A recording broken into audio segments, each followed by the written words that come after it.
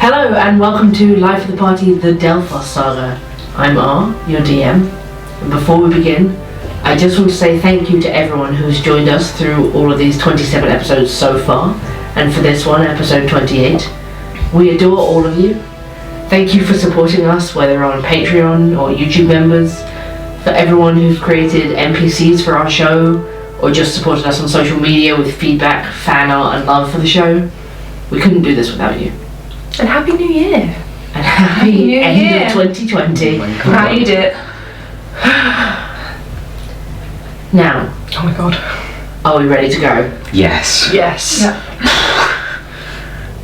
Cue that title sequence.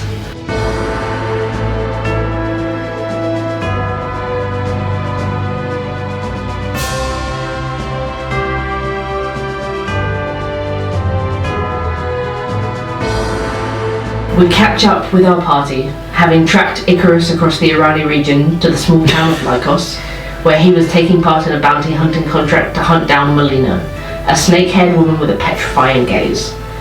Finding him instead aiding her survival against waves of bounty hunters and mercenaries, they learned the true story behind the horrible fate she was condemned to by her awful husband.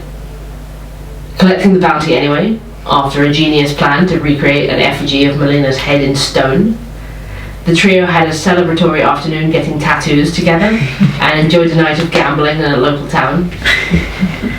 The next day, things took a more serious tone as Melina asked for their aid in returning to Erin and tracking down her husband, Angelus Kondu, at their home in the heart of the city.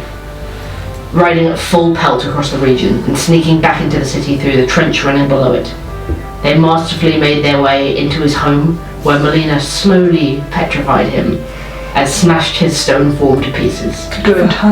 Good. It wasn't over there. They found information in his office pertaining to the planned assassination of a High Counselor by the mysterious shifter known as the Beast, to be replaced in his position with their once ally, Counselor Damianos, and soon after received word from Orion via Damianos' sending necklace. It's Orion. Listen closely. You need to lay low. Come to Helena's. Tell no one. Damon's been taken. Party. You are standing in Angelus Kondu's home office, holding the orders from the Typhon Assembly. Icarus, you have just heard Orion's message. What is it? Taken? Taken where? On our way. Just dispatched Kondu. What? See you soon. Icarus? What is it? Is it Damon? No. It was Orion. Damon's been taken somewhere. What? I don't know. We gotta lay low and get to Helena's house now. Oh, okay. Mace just scoops the papers into their possessions. Okay. You get one message back from Orion. Don't know where yet. Please be careful. They're looking for you too.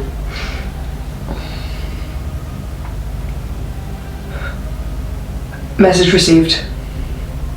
We'll be careful. See you shortly. What is it? They're looking for us too. What? I don't know. We just... How? I don't know. Everything will be explained when we get there. What's going on? We've got to go. Okay. We learned to our friend Helena. We can trust Helena. We can trust Orion. Please come with us. We'll obviously be avoiding eye contact. Yeah. Like staring at the floor. No. Okay. We need to move across the city and keep a low profile. They're looking for you? Yeah. We should look for something in the wardrobes, try and disguise you to move through the city easier. Yes. Just got that disguise kit, so... Okay. But is his wardrobe back in your room? Yes, should be. Come on, Pandora. Okay. We'll just scoot back straight through to the bedroom. You can pull open Kondu's wardrobe and search through it for any clothes that you want to put on that might disguise you. Yes, something that obscures the most noticeable parts of these two. Pandora's gonna root around in her bag. I've got it. And pulls out the necklace that Alexandra gave her for The disguised self necklace. The disguised self necklace. And she'll put it on and turn into a blonde half elf. Okay. That's perfect. Oh, fuck, okay. I'm going to... I'm going to take some clothes out of the wardrobe and use what I can to bind my fins to my legs and my arms. Okay. And a wisdom saving throw.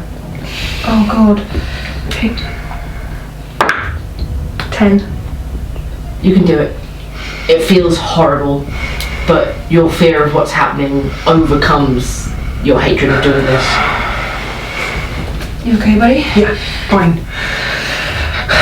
Wrap them down tight. Untuck my hair from behind my ears. Tie it back behind me so the ears are like flushing into my head. And then I'll like grab a cloak from inside his cloak and like a tunic or something to cover the rest of me. Yeah.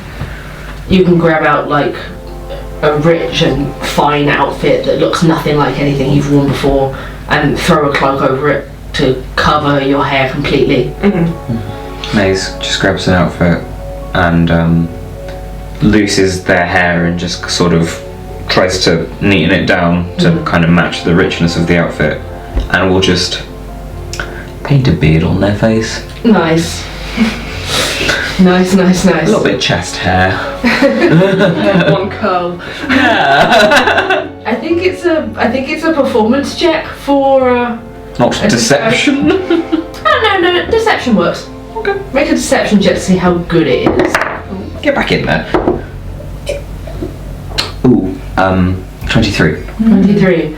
As you two are getting into the necklace and Pandora perhaps helping Icarus pull his hair back, May sits in front of a mirror and paints a beard onto their face. And when they're turning back around, You're like, who is this man? you're like genuinely, oh, who is this guy? Hey, That's really good. That suits you. thanks. You're welcome. Right. Okay. And Melina will take out a cloak as well and throw it over her head to better disguise herself. Okay, what's the quickest, most inconspicuous way to Helena's? I will tell Melina the location because I'm not too sure where Kondu's home is. In relation to, Especially seeing as we came out of the sewer. I don't think I can get us there in the underground tunnels, but I can certainly direct us back towards the centre and then you can navigate from there. Yeah, we can do that. How far away from the centre? Maybe 15 minutes walk. Okay, Okay. that's great. Perfect. At least with that hood up, you don't need to wear your blindfold now. Just keep your eyes down. Yeah. Okay, we're just two gentlemen and two ladies going on a nighttime stroll. Yeah, Wonderful. confidence. Would you care to take my arm? Of course. I will hook arms. I'll hook arms with Pandora, and it just looks like we're two couples. Two couples taking a stroll down the nighttime streets. Oh, what fun. What fun. You make your way out of Kondu's estate, this time via the main exit down the path, and are able to unlatch the gate, head out into the street. Once you're out, you immediately feel the tension rising as you try and comprehend Orion's message. They're looking for you too. Melina directs you back towards the centre. As you're walking, make a perception check. 4. 27. 18. 27. Jesus face. That's one off a crit. Okay, I would say with that intense perception, Maze, who is seeing, I couldn't stop seeing. for the next sort of several streets over, you're able to between you spot various city guard and make sure you're just turned away and moving past them. As you come to the junction onto one of the main streets through the city, you do see a blockade that seems to be stopping carts and carriages. I'd say, again, with that perception, without making you roll again, considering the high score, you get a little closer and sort of turn into a side alley and try to look not suspicious, and you overhear them asking a hooded carriage if they can check inside for people that they are searching for through the city. Are there any civilians just walking past? There are a few, yeah. Are they also being stopped? They're sort of being checked but not stopped thoroughly. Okay. I don't think we can go this way. They're stopping people. So we'll just stick to the back streets. Okay. Confidence.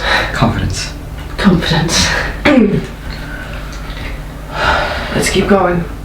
From here we can definitely direct. Okay.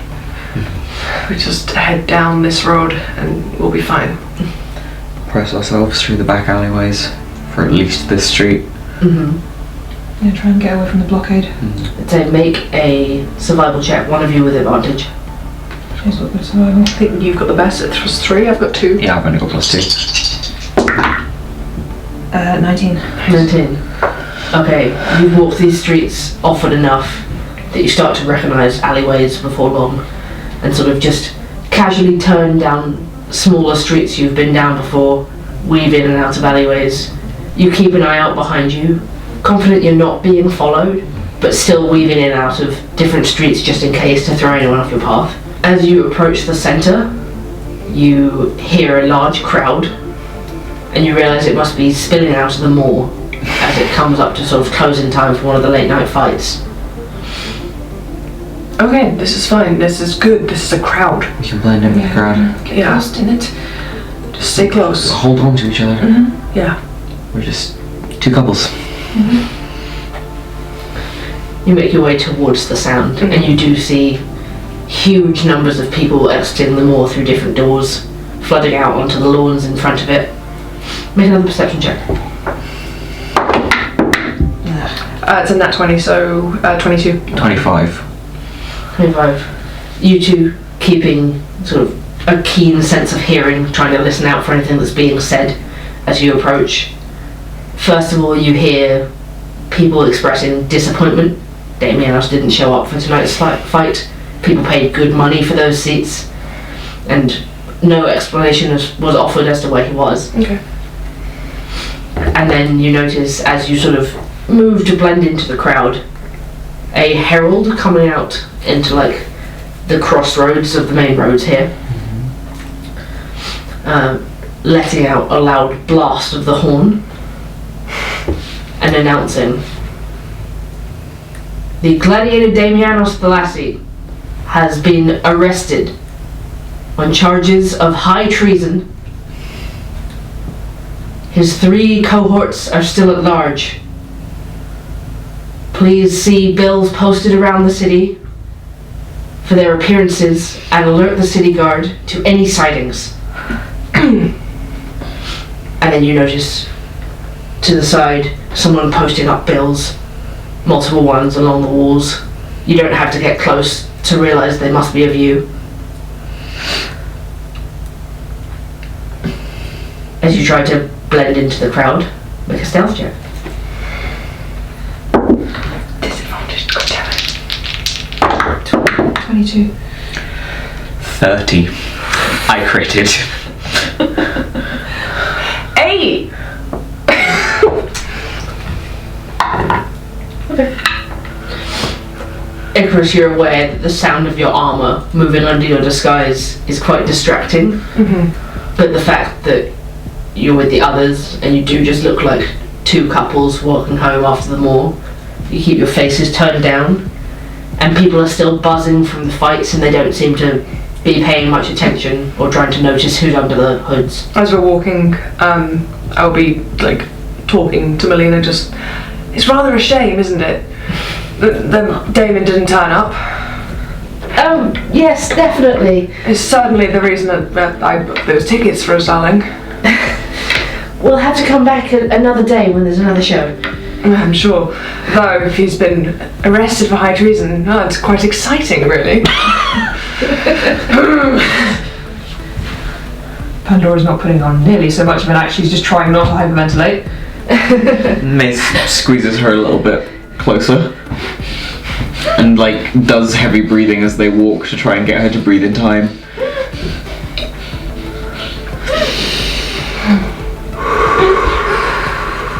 It's okay. Here, we got this. You continue on, and you reach the point where you're going to have to break away from like a large portion of the crowd and head down another smaller street. Easy enough. No one really looks as you do, but as you come down this next smaller street, you see a number of city guard milling around at the end. Make another stealth check. Oh my god. 8 again. 10. 22. 22. Okay. You do see them take notice of you. Sort of look up at you up the alleyway. I'll raise a hand as they do on evening. Evening. They sort of look you over. And let you pass by, turn a corner. Not paying really enough attention to see your faces properly. Confidence, see? Let's keep going. You move a little faster as soon as you're out of their line of sight and turn into another alley as soon as you possibly can, so that if anyone looks down, you're gone. Are we much further from Helena? Oh, like how close are we to Helena's now? Maybe another 5 minutes walk. Excellent. Brisk as hell. Fast. As you reach the end of the next road, you see more bills posted up, and you see sketches of yourselves, done detailed. People who've definitely seen your faces.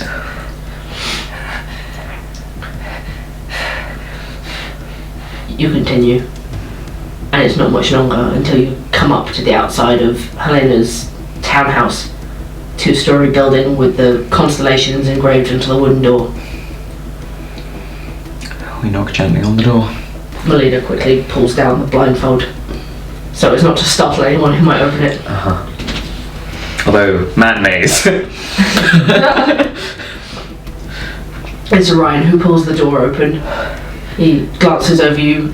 It does. Momentarily freaked by the sight of Pandora not being Pandora, but then sort of recognising the two of you and being like, come in quickly. Come in and lose the disguise.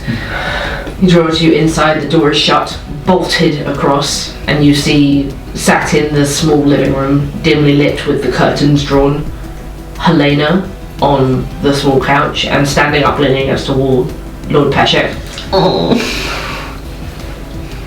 Peshek looks up and he's like, you're okay? We just got back into town. This has been going on for the best part of the afternoon. What happened? Ryan's like, okay, I wasn't sure at first. Damon just came by my place and he told me that his home had been ransacked this morning when he got back from the mall. Oh god. He told me everything. He's explained everything the three of you have been through. Gonna take a seat. You can take a seat on the couch next to Helena. She reaches out for your hand and squeezes it. Take a hand. Okay. I'm glad you're all okay and that you're here safe. Oh, we need to help Damien. Where is he? Yeah, we need to get him out. The Sanctuary of Aaron. Yeah. Their life is in danger. Roman sort of tilts his head, looks you over. What? Mace will pull out the paperwork. He takes it from you, opens it, reads through it. You see his face sort of morph from shock into anger. This is High Council Arkhood. That's his position. What? Okay. They're going to assassinate the High Councillor. Something has to be done about this. What is this, like, high treason? I don't know. I imagine it's been a made-up charge. Yeah, I'd say so, considering we weren't even in the city for the last 2 days. Ryan pipes up again. They came for him when he was hiding at my place. What did they say when they came? It was a large group of the city guard, led by one of the captains of the guard. And they said that he had to go with them. That they had men at Panos' mother's house.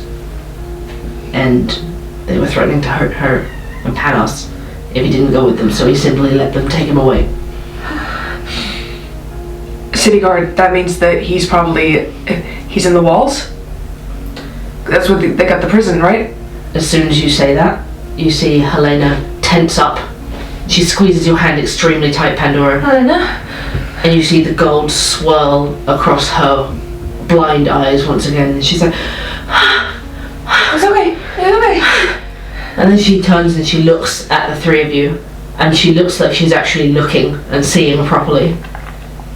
And she reaches out and touches something you can't see. I can see them. See what? What is it? The red threads. The threads? Tell us what you're seeing. I can see them. And she stands up, moving through the city streets, across towards the southeast gate. Southeast gate. They're all coming together. I can see them twisting and connecting. Damianos. Where is he? He's in a cell. It's on higher up in the building, maybe the second or third floor. Isolated. Shackled. Other guards? Plenty. But we have to go get him then. Yeah, we need to get him out. The red is getting bare again. We need to get him out. You can't go there. Wait, Helena, we need to get him out of there. It's a trap. They know you're gonna come for him. Oh, they set us up. If you go there, they're gonna kill you. No! And she braces. Squeeze a hand. When she opens her eyes again, they've misted back to white. What is it?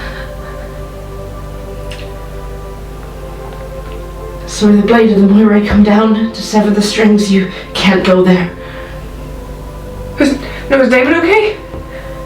I think it was a vision of the future. One possible path. We can't leave him there. We can't leave him there. What do we do? We also have a High Counselor to save. When is this dinner? Patrick crosses his arms. Tomorrow night. Of course. I can tell you where it is, but I don't know what else I can do from there. That's the start, isn't it? We have proof. We could find Counselor Good and We show him. That could work. That's a start. And we'll get him to call it off or not go or something. What is this dinner tomorrow? It's my celebration, inauguration dinner for the Armiger thing. It'll be most of the council, important members of the nobility here in Erin. The Imperator will be there. Melina, you said that you knew a lot of the names of the people who were part of the Typhon Assembly. Yes. If you reel off some names, my lord, would you know if they were attending? Most likely. My Lord Preshek, this is my Lady Melina. I've heard of you. Whatever you've heard, it's probably not the complete truth. I promise I mean you no harm. She's an innocent. You know what, at this point I'm inclined to trust the three of you if you say that, so... Fine, read off the names. And she does. She reads back through the general, different members of the council, and he's able to tell you that all of those people will be in attendance. Does she list off Alexis's name? No. Good. Oh, rather she lists it off, but he doesn't agree. He doesn't say he's expecting Alexis That's to be in fine. attendance. The moment she says Alexis's name, I'm going to just get a dive check and say Alexis is not as involved as his father would like. Okay. You sure we can trust him? I would trust him with my life. I will take your word for it. Okay. So, So what do? We go to Arcud and just tell him, don't go. Or, Have an excuse, don't go. or just tell him everything.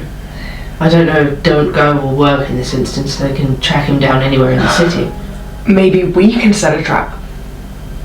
Or some way to get Adamos to out himself? to confess Maybe. or something. Okay. If it's not till tomorrow, I guess we got time to figure this out. But the key thing is to make sure that Arcud survives.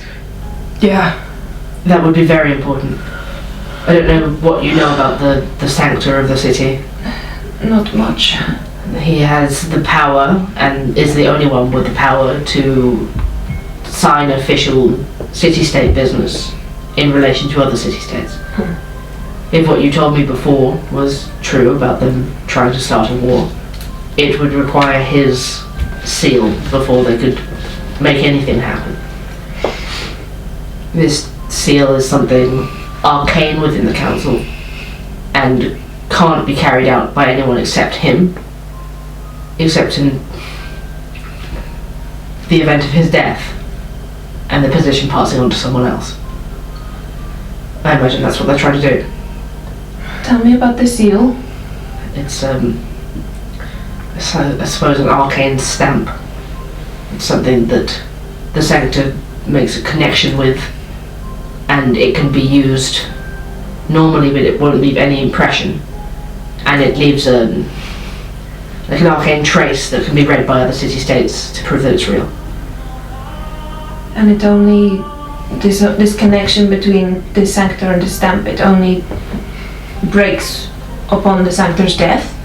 Is there any other circumstance it will break?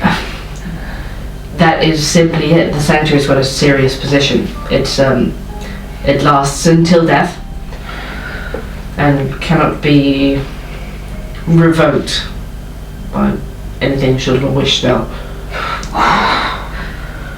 That's strong. It was pretty heavy to sign up for, but... Wow, okay. Alcud is a strict man but serious about his position. And they'd have Adamos in that until his end. Right in their pocket. Yeah. Stamping whatever he feels like. Part of it. With Leonida to always agree. Melina is High Councillor Hammond. Do you know anything about them being part of the assembly? I haven't heard that name in connection, no. Well, that's something. Yeah. 2 out of 3 is still the majority though. Yeah. Enough to pass any vote. So, the idea is to kill Arcud so that Adamos can make a connection with this stamp. And because it says on your papers that it will pass to Adamos in the event of the Sanctor's death. I guess if they're doing it at the dinner, there's lots of witnesses, and it won't look like Adamos was part of it. And if Leonida's already one of the High Councillors, he could be like, oh, I think Adamos could take the position. So. Well, I mean, it's here in writing that he will take the position. Yeah. Does the connection with the stamp, does it automatically pass to the next successor? No, the successor would have to obtain the item, the seal, and spend some time making the connection arcanely. We need to make Adamos think that our good is dead. Pandora's gonna rifle through her bag and pull out the potion that Veltash gave her.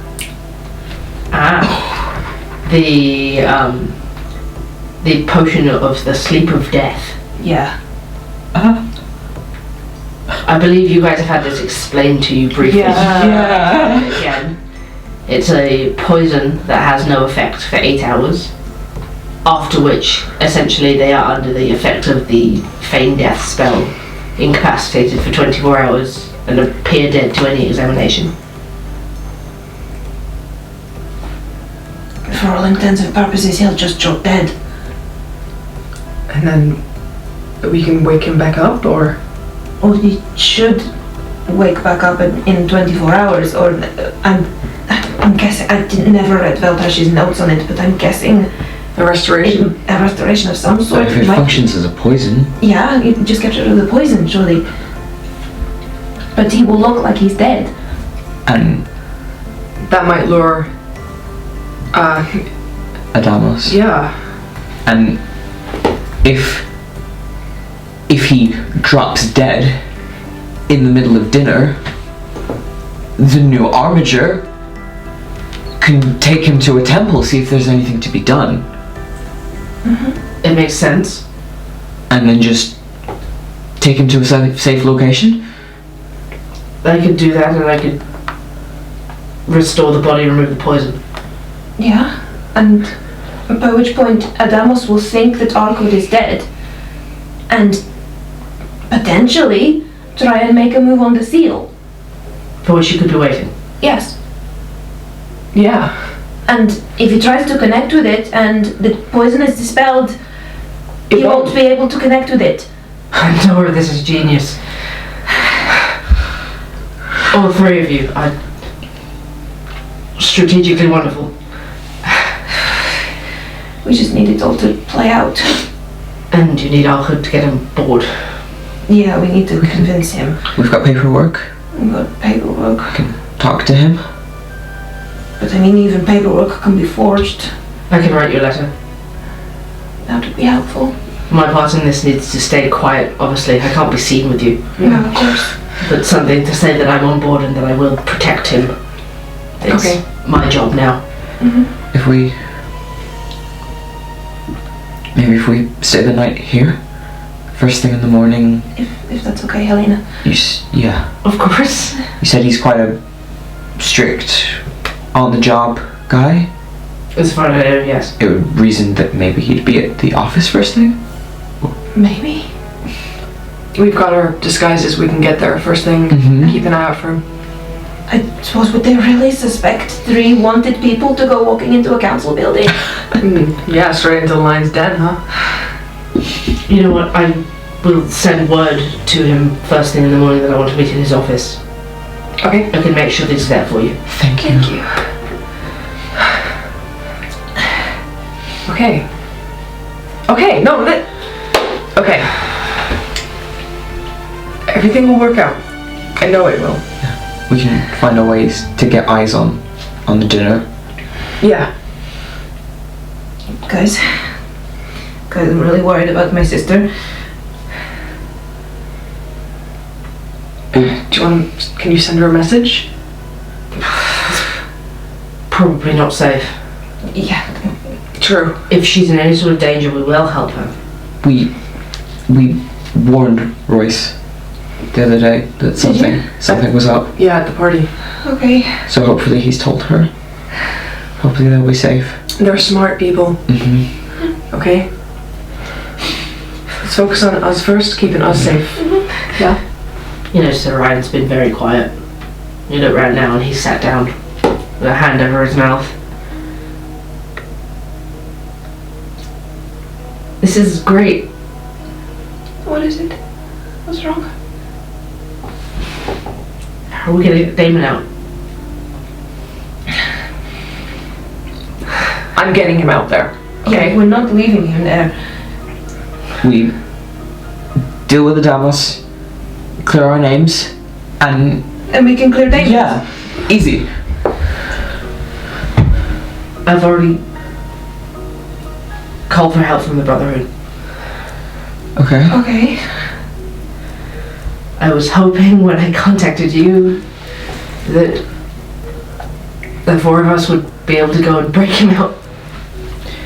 I wasn't even thinking about clearing names, I was just thinking out.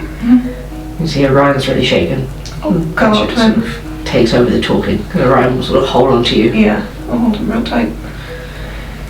We spoke earlier when Orion contacted me and let me know. I think it's probably for the best if just immediately I get Damianos out of the city. Okay. And so the Brotherhood are on their way. I expect they'll probably be here a little earlier than this tomorrow night. Okay. I mean, that's Simply have to get him to them. We can do that. That's a last resort, though, because hopefully by doing this we can clear all of our names. Yes, I'm gonna that is a much better solution if you can. I'm gonna walk up to Orion and just offer my hand out to him He takes it. and look him just dead in the eyes. Just, he will not stay in that cell if I've got anything. If it's my last breath, I'm getting him out of there. I promise you. Just let me know if there's anything I can do. We will.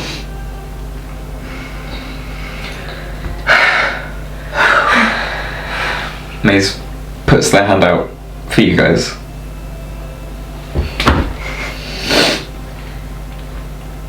Ventus Fortune.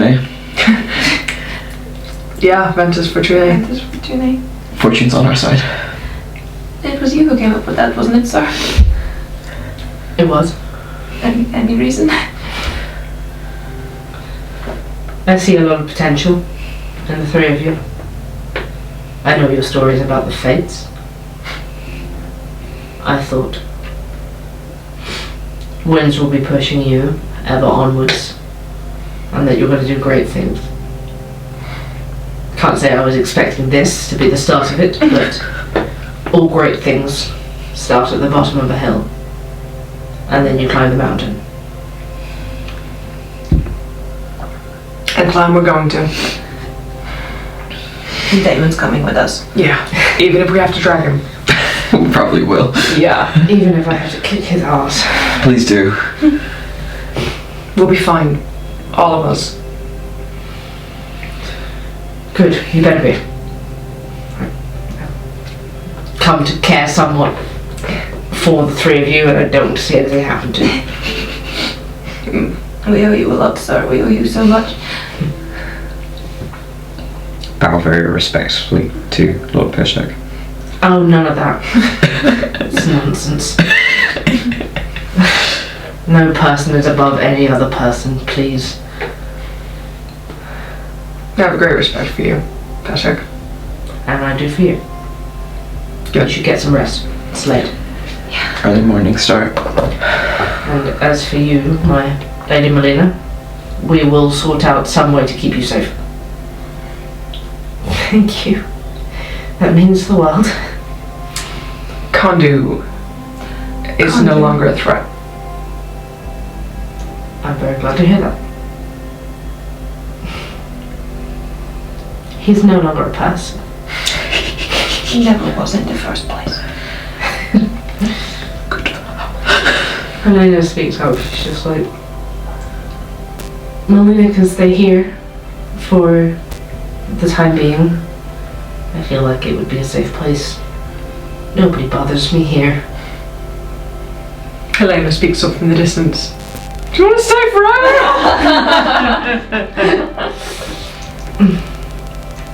Melina says, are you sure? I'm even a sidelong glance wrong and I could turn you to stone.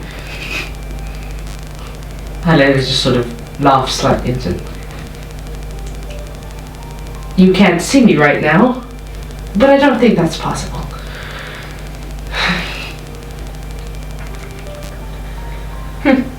Please, you can head upstairs. I have a guest room. Get some rest. You have a city to save. We'll go upstairs. And you put it like that. climb the stairs to the small upper floor of the townhouse. As soon as we're in a room, I'm going to remove those wraps from my arms and legs. You release your fins and feel instantly relieved. How many beds are there? One. Good. we're cuddling tonight, lads. Good. Pandora safety sandwich. Yes. Yeah, she needs it. She really needs it. We will absolutely puppy pile in the bed. You can. You slide Pandora into the middle, and the two of you can just spoon from both sides, hold on to each other. I will wipe the beard off. No, keep it. I don't want to wake up with smudgy face. Maze wipes the beard off, but you two do notice that they miss a spot. With my passive perception. With your passive perception. It's been a long day. You can't see under your chin. Pandora will help them finish up. You lay down, pull these thick, heavy feather covers over you, hold on to each other. You can feel the great weight of what you have to do. But you have each other. You're emboldened by it. You make a great team, you said it yourselves. And you have people downstairs who believe in you. You get a somewhat restful night's sleep from sheer exhaustion and your long rest.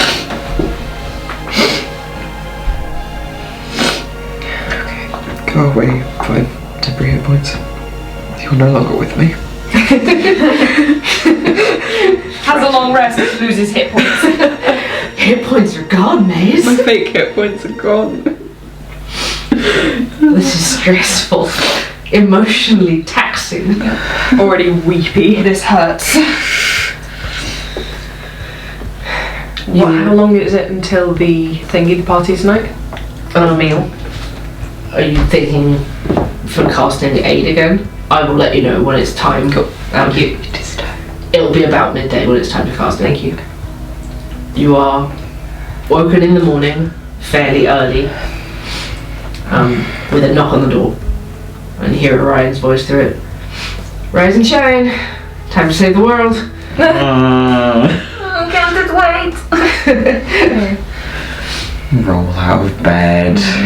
What is it Malachi called you? Junior heroes? Baby heroes? Don't. No. Apprentice Fortune now. We have a big boy name. Yeah. There's breakfast. Come and get it before you have to head out into the world. Will do. Thanks. We get dressed, Armor back on. prepped. We have a hero's breakfast. I will wait until we're about to leave before I wrap anything. Are you putting your chainmail on? Yeah. Okay. What? I was thinking for the sneaking around. Stealth. Oh, shoot. I will leave my chainmail off for now then. Do you want me to put it in the bag? Yeah, please. And then I can just pull it out for you if you need it. That'd be good, thank you. Because you can always put it on after you've snuck into the council building. Thank you. You come downstairs and you're served a breakfast, sort of hearty breakfast made out of everything Helena had left in the cupboards. She's quite a deft hand at cooking, even blind. And there is a knock on the door shortly after the front door, and Orion goes to it. We will duck. Yeah, we'll get out of the line of the door. Sort of. And he opens it, sort of peers around it. Repair check, come in. Okay. And Roman slips back inside. It's like, please, you can trap the Lord. I have a carriage to take you most of the way.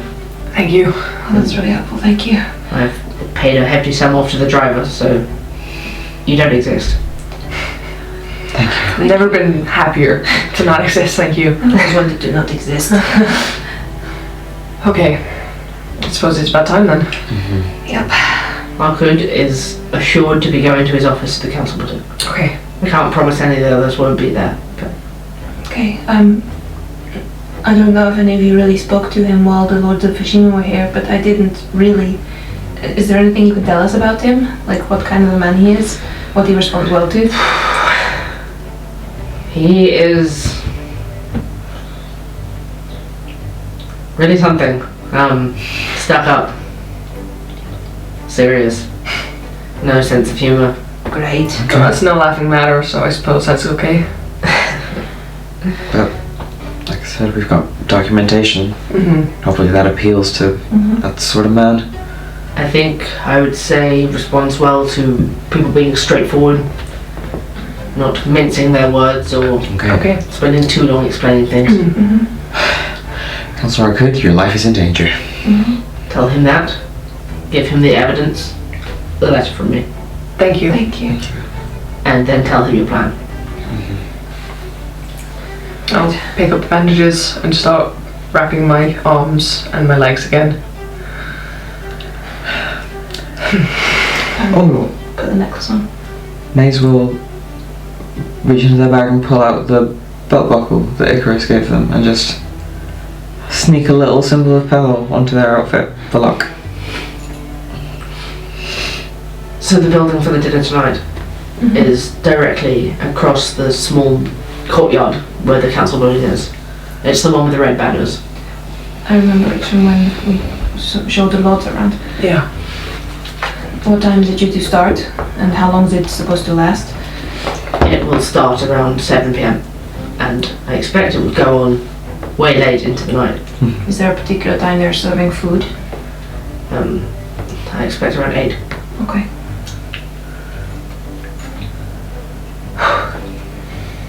Okay, are we ready? As I'll ever be. Good team. Let's go. Thank you Thank you, sir. for everything. I will see you on the other side. Go say thank you to Helena as well before we leave, and say, like, just give Helena a little goodbye as well. Yeah. From Moran will hug you all. yeah, a big hug for Orion. We'll see you when we bust Damon out. Yeah. Tonight. Will you be there tonight? I will be there. If I have to fly up to the top of the walls, I will be there. Any information, anything, you know, how to contact us. Yeah. See you soon. See you soon. And Pashak shows you to the door. And as he lets you out, just like, the winds of fortune will be in your favour. Thank you, sir. You see he's got the hooded carriage pulled right up outside the door so no one on the street can even, like, see past it to see you enter. We'll hurry into the carriage. And the carriage pulls away fairly swiftly before he's even closed the door. Okay. How are we doing this? Just like Roman said, we just tell them what's happening, present our evidence, and you can describe the plan. I mean, more so how are we getting in? Walking. Just walking straight through the front doors? Oh yeah. Okay. You've picked those locks before. If we need to pick it again, you'll be able to do it, right? Yeah. I mean, I hate to say it, but if we have to corner him in his office just so that he can't run away from the conversation, we're trying to save a man's life here. That's what I mean, if we're already in there. Okay. The carriage trundles across the city. It's not too far to the council buildings. And before long, it's pulling into an alleyway off the main road. And the driver just gives a knock knock on the carriage itself to let you know, without making too much fuss. We'll let ourselves out. It just immediately pulls away again, carries on out the other end of the alleyway onto a main road. Without even waiting to, like, look or, like, to for it to go, we'll start making our way towards the house building there. Fast and quiet. Yeah. What kind of time is it? It's only around 7:30 in the morning. Okay. So hopefully not too many people around. There's a fair few, but it looks like people sort of walking with purpose, heading towards their jobs in the morning. It's the rush hour in Erin. Everybody, make me a stealth check.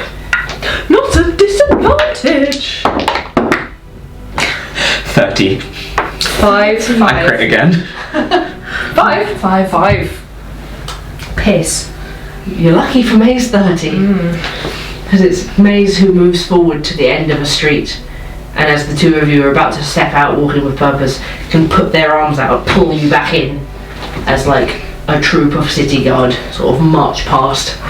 We duck our heads down. You see one does glance into the alleyway, but pays you no mind, sort of slips right past you, and they're gone again. With purpose. You stroll out and towards the Bootharion Council building. Once again, you see this large and impressive rectangular building with white and blue columns outside, and this time they're hanging purple banners in celebration of the new Armiger.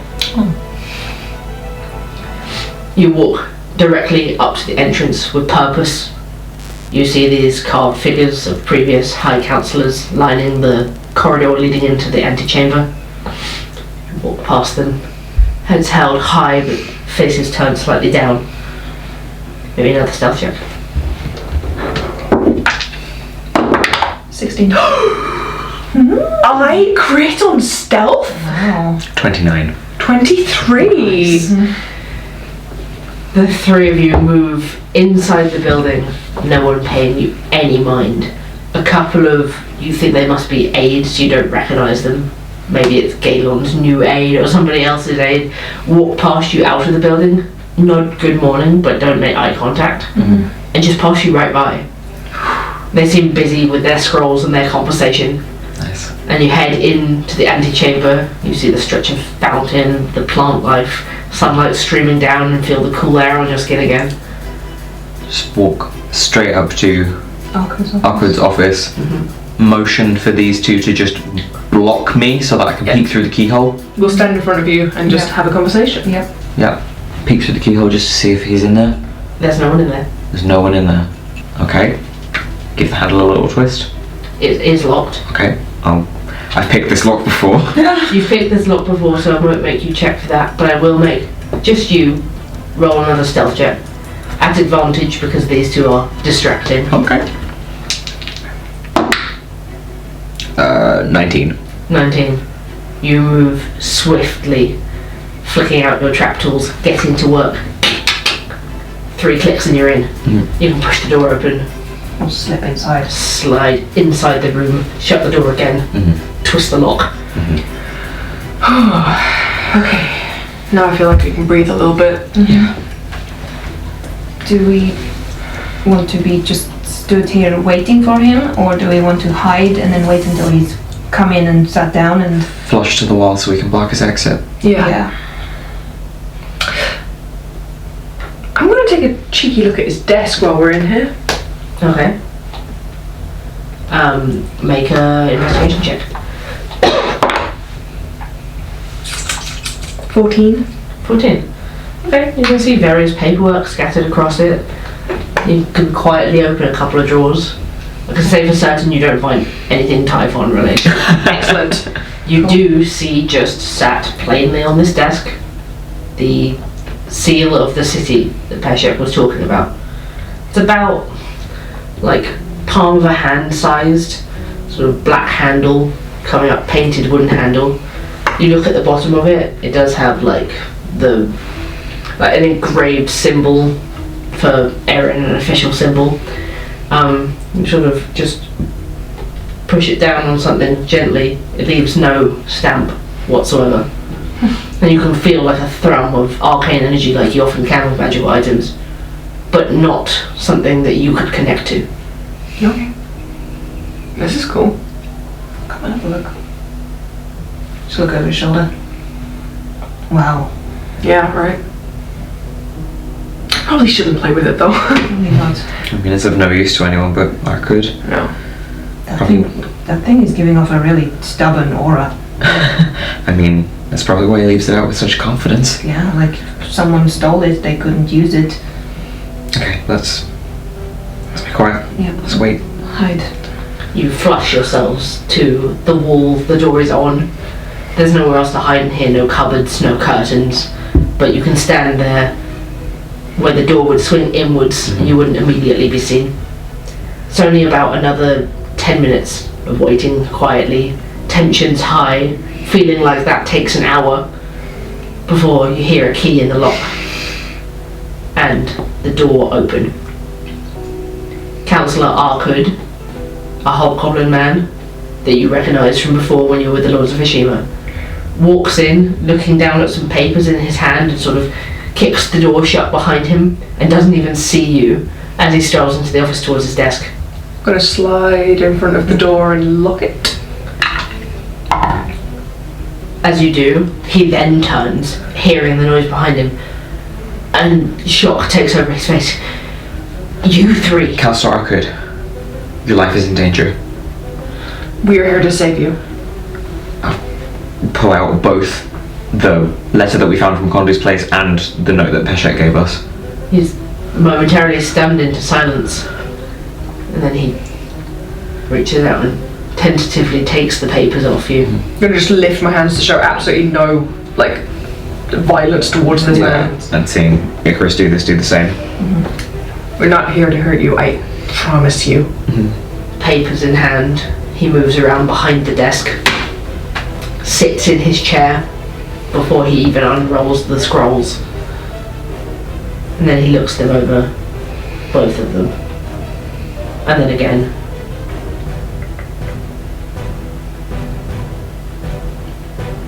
Where did you get this?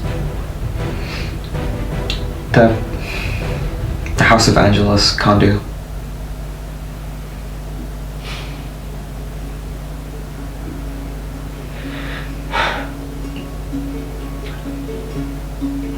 Thank you, I suppose, for the warning.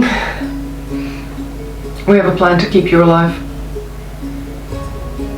And trap Adamos at the same time. And clear our names and Damianos. I'm willing to hear you out. Folds his hands on the desk. Pandora's gonna ruin her bag and pull out the living death potion.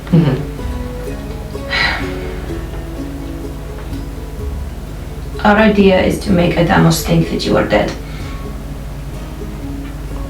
Okay. Before they have the chance to kill you. It might mess with their plans, but it's still ultimately their goal. So it will still work out for them, or at least that's what they will think. And how do you propose we do that? This potion is a potion of feigned death, and it works on a delay. So you take it, it doesn't work for 8 hours, and then you are essentially, to any medical examination or to the eye, you are dead. You drop dead in the middle of dinner. The new Armiger whisks you away to see if anything can be done. Revives you. And This can be immediately reversed. It's not a permanent thing, it's just... The visage of death. Yeah. Adamos and these other assembly members think their plan has worked, if not in the way they expected.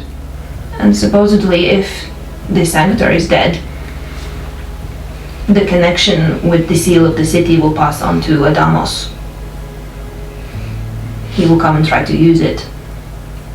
He will have to come and try to use it. He'll need an hour with it before he can get it to work. Oh, I mean, good for us, I suppose. And in that time, it's perfect time to trap him in it. And it won't even work if you're not really dead, right? Correct. I see you have a fairly solid plan. We do. And also the beast that's been mentioned. The one that killed Castor. Exactly. It's a whole two birds, one stone going on. We've already disposed of its master, Condu. Yeah.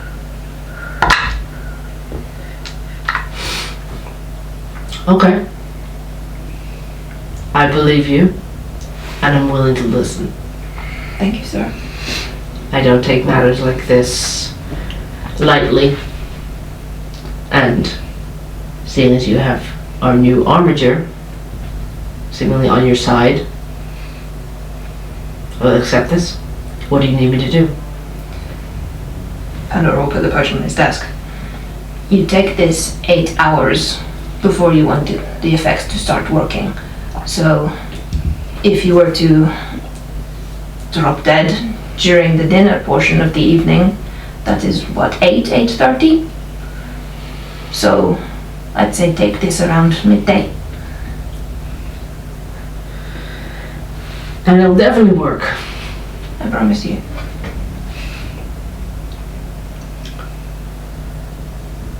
Okay. I agree. Thank you, sir. And if you are in any way lying to me, I will have your heads on my wall. Understandable. With all due respect, sir, if we were guilty of the crimes we have been accused of, we wouldn't be standing in front of you here now. We wouldn't be risking that much. I would say that's a fair suggestion.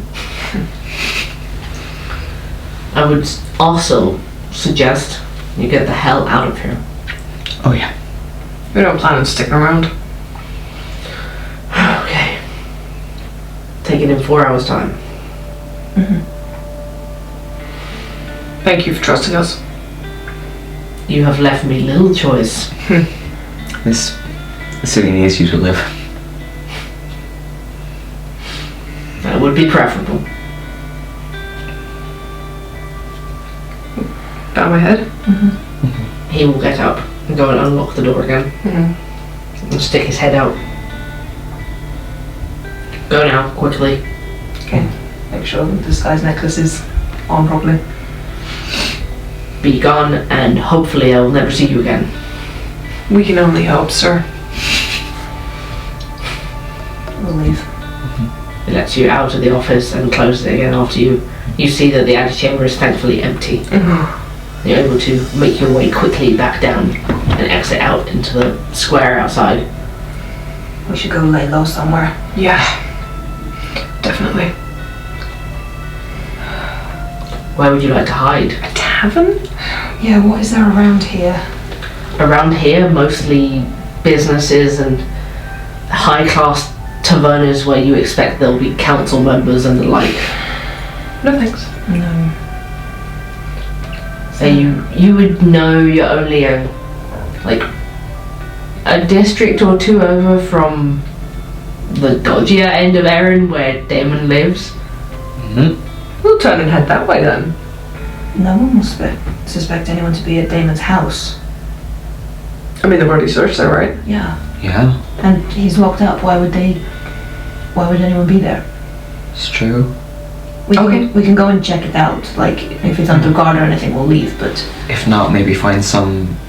Surely there's like an abandoned building or something. Yeah. Yeah, okay, let's try that. Yeah, plan of action. That's the Damons. You make your way back to the halfway district at the sort of far western side of Erin, down near the sea gates. You head down Damianos' street and you see no city guard, and you realise you've never seen any city guard in this area anyway. You can make your way up to his apartment building. Bust the lock open if it is locked. It is busted. Ryan said that they ransacked his place. Yeah. You move inside his apartment and close the door, and you can sort of shimmy it and bolt it from the inside so that it doesn't just swing open again easily. Cool. And you see that it has been turned over. You see like furniture has been turned over. You see his kithara on the floor has been broken. No! His armor from the moor that he kept sort of displayed out on one side, just thrown on the ground. Gonna pick it up. Papers torn up all over the place. I'm gonna hand it to you to put in the bag. Yeah, Which one? Sorry, The armor. Yeah.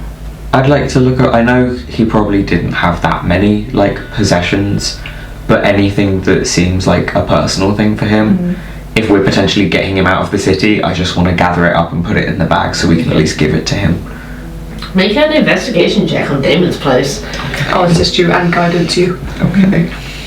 I'm very sad right now, so I'm sorry if this is bad. It's really bad. It's 12. 12. Too sad. You've got time. Okay. You go through some stuff and you're able to collect up some like artwork, some keepsakes. Most of them seem to be drawn by kids who've drawn him pictures of him at the mall and the like. You find a little statuette of him that's been hand carved, and then you go into another drawer and you see a couple of things wrapped up, and they have your names on them. What? These are solstice gifts. I'll pass all the like bits and pieces that are his to Pandora for the bag, and then just hand everyone a gift from Damon very quietly. We unwrap them. They're all various leather items. There's for Maze, a sheath for a dagger. For Pandora, like a little, essentially a component pouch that you can put on a belt. And for Icarus, a leather bracelet. And not only are they leather, but they've been hand-worked to carve out sort of small images and scenes intricately onto the leather itself. For Maze, there is images of Vishima, trees and people in a Vishima art style, picked very delicately into the leather. For Pandora, there is mountains and ocean, and a sky above it that seems to be filled with stars. And for Icarus, the waves and the horizon line, and a full galleon.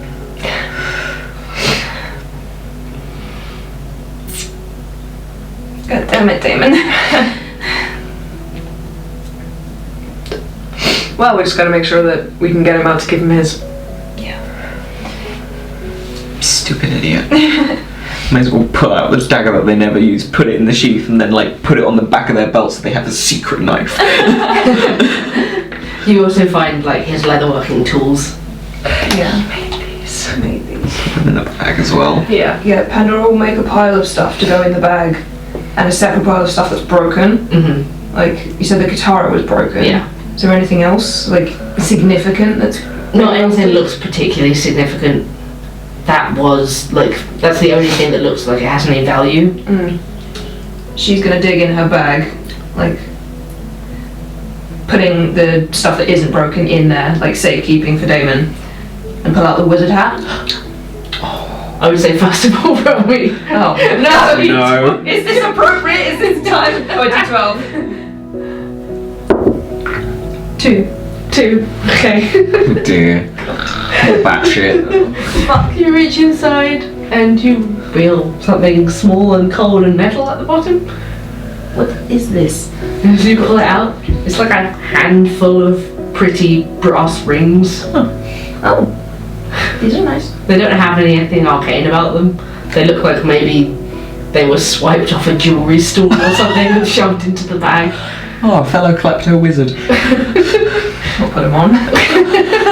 Good for you. Fit quite nicely. Yeah. Like several on each finger on some fingers. And then you're able to get the wizard hat. Okay, I'll get the wizard hat. She'll put it on. I think it suits you. Thanks. It's cute. I haven't tried it before. Let's see what it does. Pandora's horns fit incredibly perfectly through the two horn holes. Just gonna pick up the guitar. It costs mending. Okay. I believe you have to roll to see if you achieve Yeah, it. let me see how that works. Hat of Wizardry! You can try to cast a cantrip you don't know. The cantrip will be on the wizard spell list. You must make a DC 10 intelligence check.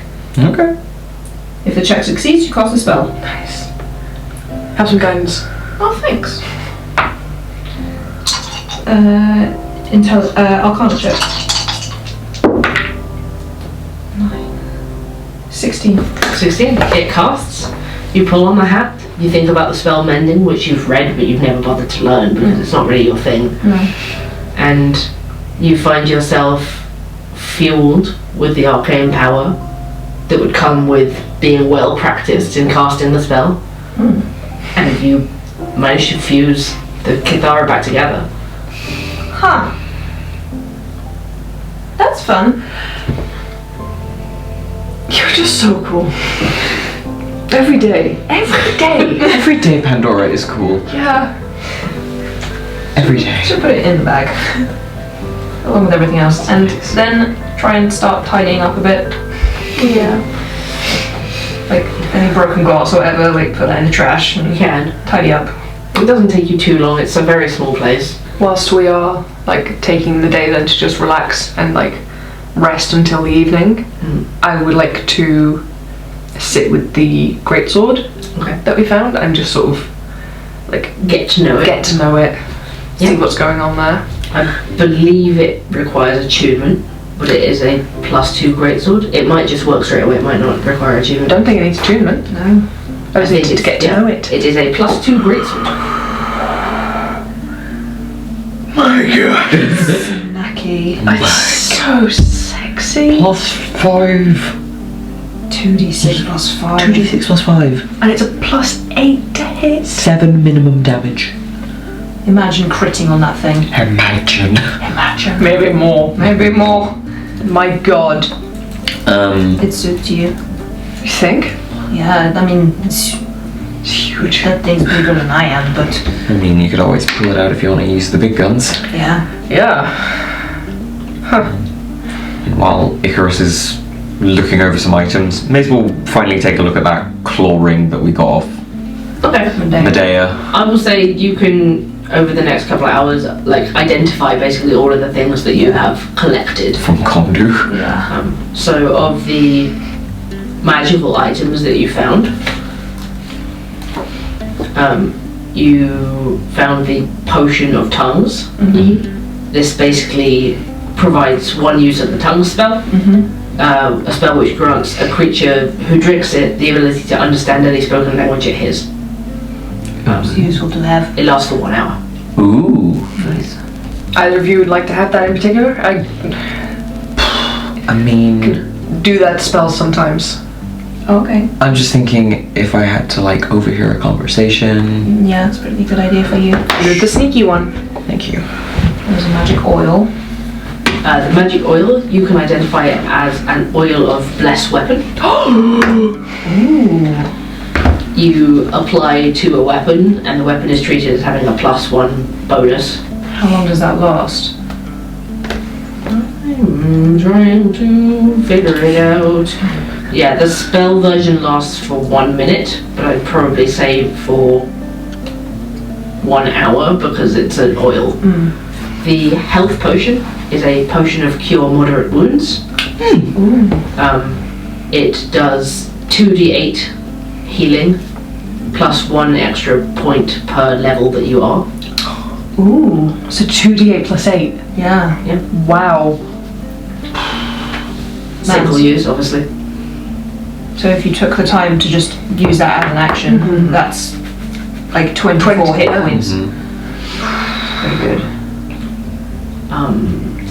Was there anything else you need to identify? The Claw. claw ring. Okay. The last thing is the claw ring, and this is a very unique item.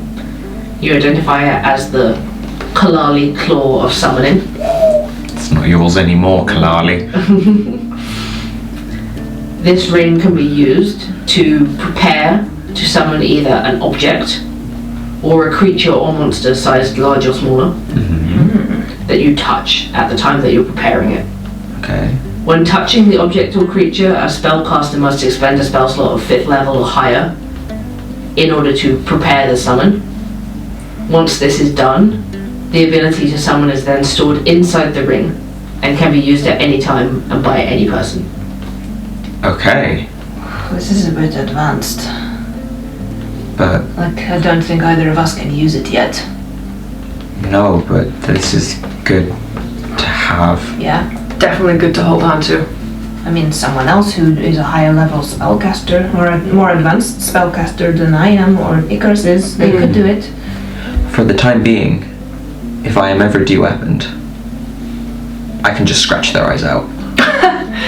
It's very sexy of you, Maze. That's what I say to you, Pandora. Here, take my compliments. May as well just wear it for now. You understand there are a few other limitations to it. You can't summon like huge objects. There are like size and weight limitations. You can't summon objects between planes. You just point and a fucking galleon appears. It's like, The Hook Horrors were quite big, so... the house appears. And you understand as well that any spell slot higher than 5th level that you put into it in order to prepare it, you can summon an additional thing. Ooh. Which is how Medea was able to summon 2 Hook Horrors too. Wow. Big spells. Yeah.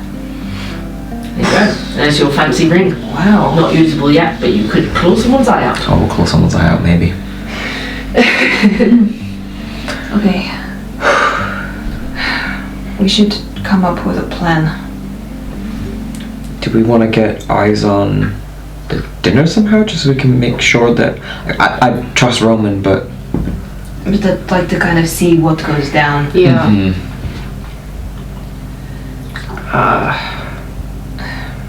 Could you send in your little bird? Yeah. I mean, that would be safer than us, like, masquerading as staff or something. Yeah, don't really want to go in there and there's pictures of our face all over the city. I really hate that. I really hate that. We could... If we find somewhere outside the building to hide... Icarus, if you guard Pandora while she's Yeah. fogged over, I can just stay quiet patrolling. Okay. Yeah. Do you want to use my necklace? Um, You would need to get to know it. I can just make myself up a bit, Okay. but I'm just quiet, so. Sure. But I kept quiet. Okay. With your plans in order, you can wait the few more hours that you need to, just trying to relax, go over things, try not to talk in too many circles, until you just kind of get quiet for a while, Snooze for a little bit. have a little nap. May as well take the time to use the disguise kit to just use their painting skills to be like, I will make another face on top of my face.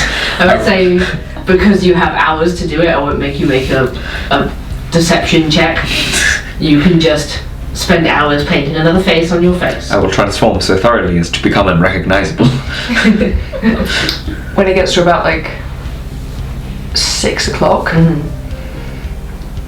I will concentrate my energies and cast Aid at 4th level Okay. on all 3 of us. So that's an extra 10 or 15 hit points. 15 hit points each. Increasing your maximum HP for the next 8 hours. Yep. So you'll both feel like this resolve go through you. 85. 63. 103 hit points. Oh yes, baby! Ooh, should we give like the cure wounds potion to Pandora? Yes. Sure. Yeah, you take this. Okay.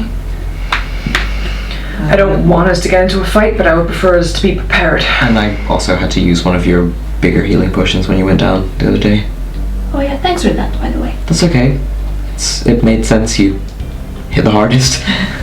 Yeah, you really do. Yeah, Pandora surrounded me in fire and it was awesome. Pandora's so cool. Every day we call Pandora cool. Every day she continues to disbelieve you. Okay, you get prepared, you hand out your items, and shortly before the dinner starts, you head back across the city towards the council buildings and the building opposite where the dinner will be held. As you approach, everybody make me a stealth check.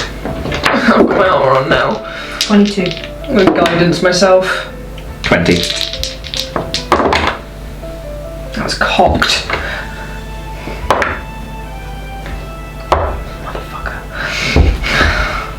The nat 1, so I got a 4 on my guidance. That's 5, 6, 7, 8. 8. Okay. So 8. 20. 22. Okay. Oh my god. You two are able to essentially flank Icarus and keep him hidden. Note that he is the more recognisable and the louder of the three of you based on his armour and his face. This armor louder than the last one, I swear. But you can sneak into the council district and sort of amble through the alleyways either side of the building that you're going to need to be checking out. And just look for the best place that we can hide these two. Somebody make me a perception check. Rude. 12. 12. Okay. There's not loads of like good, completely hidden spots, but it is a detached building with like sort of alleyways all around the sides. If you wanted to, you could attempt to get higher onto maybe a rooftop of one of the other buildings, or... I think if we go down one of the back alleys, you trust me, don't you? Depends what you're going to say. I'm going to be shielding you. I've got a hood up. Okay. I'm going to be leaning on you as though we're making out. No one's going to bother us. Suppose not. And you won't even have to see it. Yeah. I'll feel it. I'm not going to actually kiss you. No, but like... You'd be like all up on me. I don't have to, it's just a suggestion. No, it makes sense. I'll just patrol around, and if anyone comes our way, I'll either warn you or pretend that I'm dealing with you. Sure. Okay. Yep. Yeah, let's do it. Okay. Okay. You slip down the alleyway. We'll press Pandora up against the wall. Like go back to the wall. I'm so repressed. This is your awakening. Come on, Icarus, let her get into puck first. A very handsome, tall Triton pushes you against the wall. You feel the ripple of his hard muscles under his armour. His heart beats in one with yours. Doesn't quite do it for me. And Pandora's like, "You, it's Icarus." You don't look like you're from Marlborough. Type. Okay. I will summon Puck. Hey buddy, this might be the most important thing I've ever asked you to do, okay? I know it's a big day for you. Yeah, so listen, what I want you to do is, I need you to go in there, and I need you to spy on Adamos, particularly, and Arkud, you remember him from when the lords were here? Yeah? And then just keep an eye out and show me everything that happened, yeah? You keep yourself safe and hidden, okay? I love you. Keep an eye out for the beast. And keep an eye out for the beast.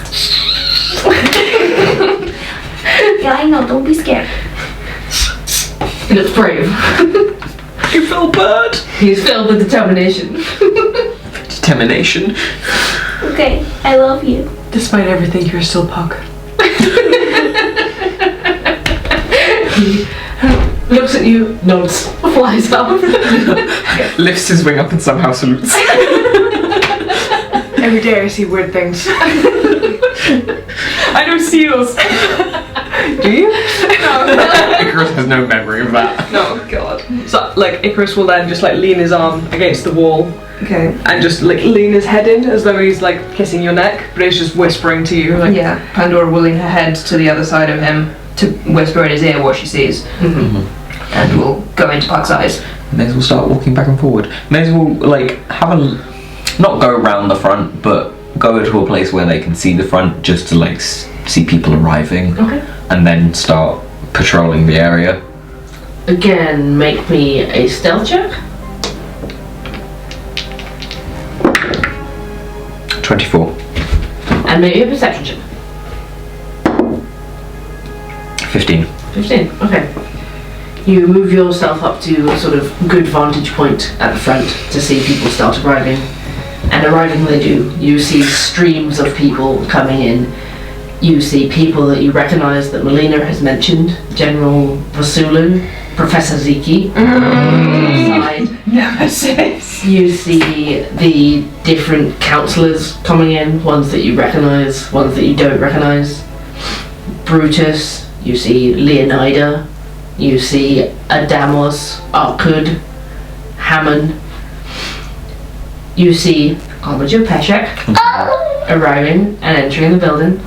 He's no longer dressed like pure nobility, but more decked out in the sort of ceremonial armour of the Armiger. You see arriving, and you duck back behind the wall at this, the Imperator with a flood of guards behind her and her aide. Oh boy. And many other important faces from around Erin. Mm-hmm. Maybe another perception check.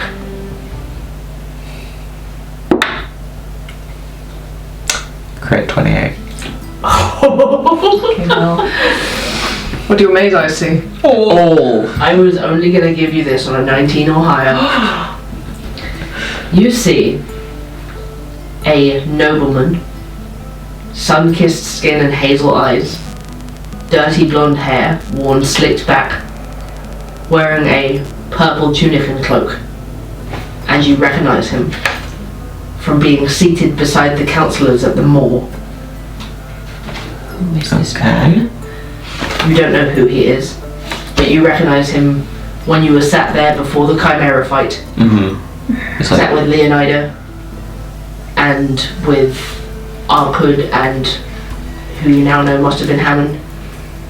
just weird coincidence. Who is this man? I would say, as I saw Adamos walking past, did he have any hint of like nervousness or anxiousness? Make an insight check. Shall. 13. 13. His face was fairly neutral. Okay. Cool. You did see with him Persephone walking in as his aide, as you saw most of the councillors had an aide with them. Okay. Yeah, once I've seen people going and I'll like walk past, and if I can sort of catch Icarus's eye, just give him like a confident nod and then start my patrol. Cool. Pandora, you're in Puck's eyes, controlling where he goes. Okay. Icarus, you're guarding Pandora outside, waiting to be told things. Is there any open windows to this building, or is it There's like open ventilated spaces at the top. cool? I'll send him in that way. He flies up and into like the arches at the top of the building that let the air into the building to circulate. Yeah. I'll keep flying him that way until he comes out at the other end. Okay. Inside is beautifully decorated mosaic floors, plants, statues, fountains, everything that you've come to expect from sort of the high class of Erin, who you've encountered more and more over the last month. More than I would like. What is our lives? Puck flies in, hovers sort of above the crowd of people that are gathering. There are multiple long tables with reclined couches either side of them for people to lay down on as they dine and sort of relax and have conversation at their leisure. Someone feeds them grapes. You very much get the impression that this is an informal party for the nobility and the elite of the city. It fills up quite quickly with probably close to 100 people. The Imperator has a table to herself with her aide stood behind her and surrounded by guards, almost like a figurehead, a display piece of art just to be looked at, which you very much understand is basically her role here in the city. Lots of the councillors sit together. Is there anything in particular you're looking for? I would like to keep tabs on Arkud, Adamos, whoever is with Adamos, and any, maybe not as much as the first aforementioned, but anyone who was mentioned to us as being part of the assembly. Okay. Make me your first perception check as Puck. As I'm constantly touching you, I'm just going to keep giving you guidance. Oh. Right. It's a cantrip, so it's just like. Okay, +3 to perception. I don't know if it makes any difference, but Puck has a passive perception of 13. So just keep that in mind. Cool. That is cocked. 22, 25. 25. Okay. I would say that's for the first like half hour of the evening. Cool. You note that Adamos sits with Leonida on one side, and next down from Leonida is General Vasulu. And on the other side of Adamos sits this blonde-haired noble, and they engage in quiet conversation for like the first half hour, sort of just between the two of them. Okay. You do see other members pointed out to you that were members of the assembly. They're all sort of scattered around the room, and you start to get the impression they come from all walks of high society in Erin. Nobody seems to be talking about anything at this point that is of particular interest. There's just discussions of the goings on around the city, sort of drab conversation that isn't leading anywhere. Okay. Small talk about people's wives and their kids, who's got kids who are graduating from Delphos this year, and did you see the mall last week? That sort of general humdrum of normal daily conversation. Okay.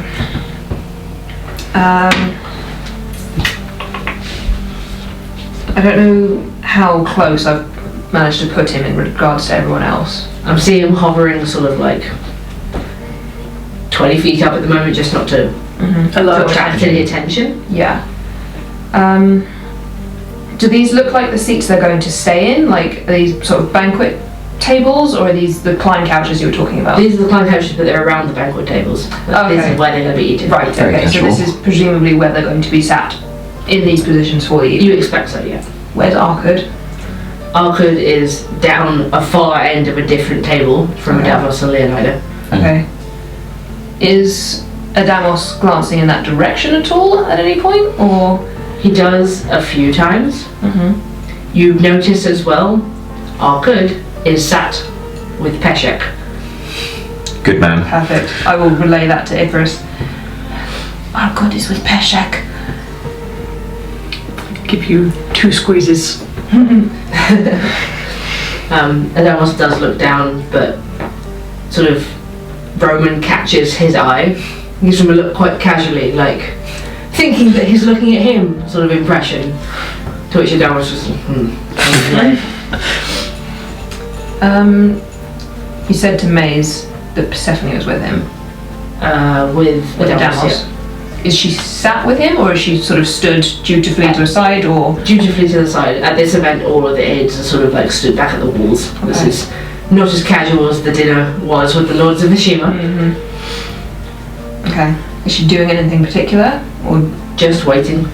Like, very, very dutifully waiting. Hands behind her back. Okay.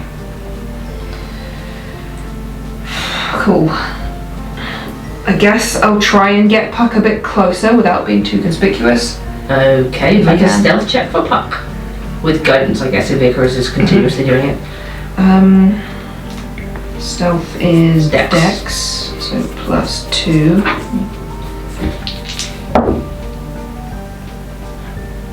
$13. 13? Alright. He slips down and gets about 10 foot closer above the crowd. It's above and nobody's really looking up at the ceiling, so Yeah, like if there's a perch he can sit on, so he's not flapping. so there's probably a statue that he can sit on the head of. Yeah. If you want to stay near Adamos, it's probably like reasonably close to Persephone though. Shit. She will know. She will. Is there anywhere behind her at all? Or is she like right up against the Right wall? up flush against the wall. That's frustrating. I mean, would she sell you out? I don't know, like I don't want to draw attention. True. Like especially if she thinks that we're wanted by the city. Okay. Is there like a candelabra or? I don't know, is there? Make another perception check. through Puck. Guidance. This bird can fit so much guidance in it. 16. 16.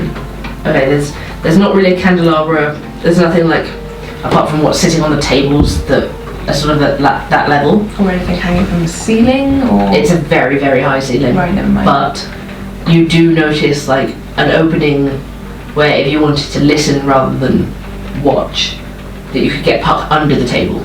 Cute. Okay. Cute. Everything Puck does is cute. Okay.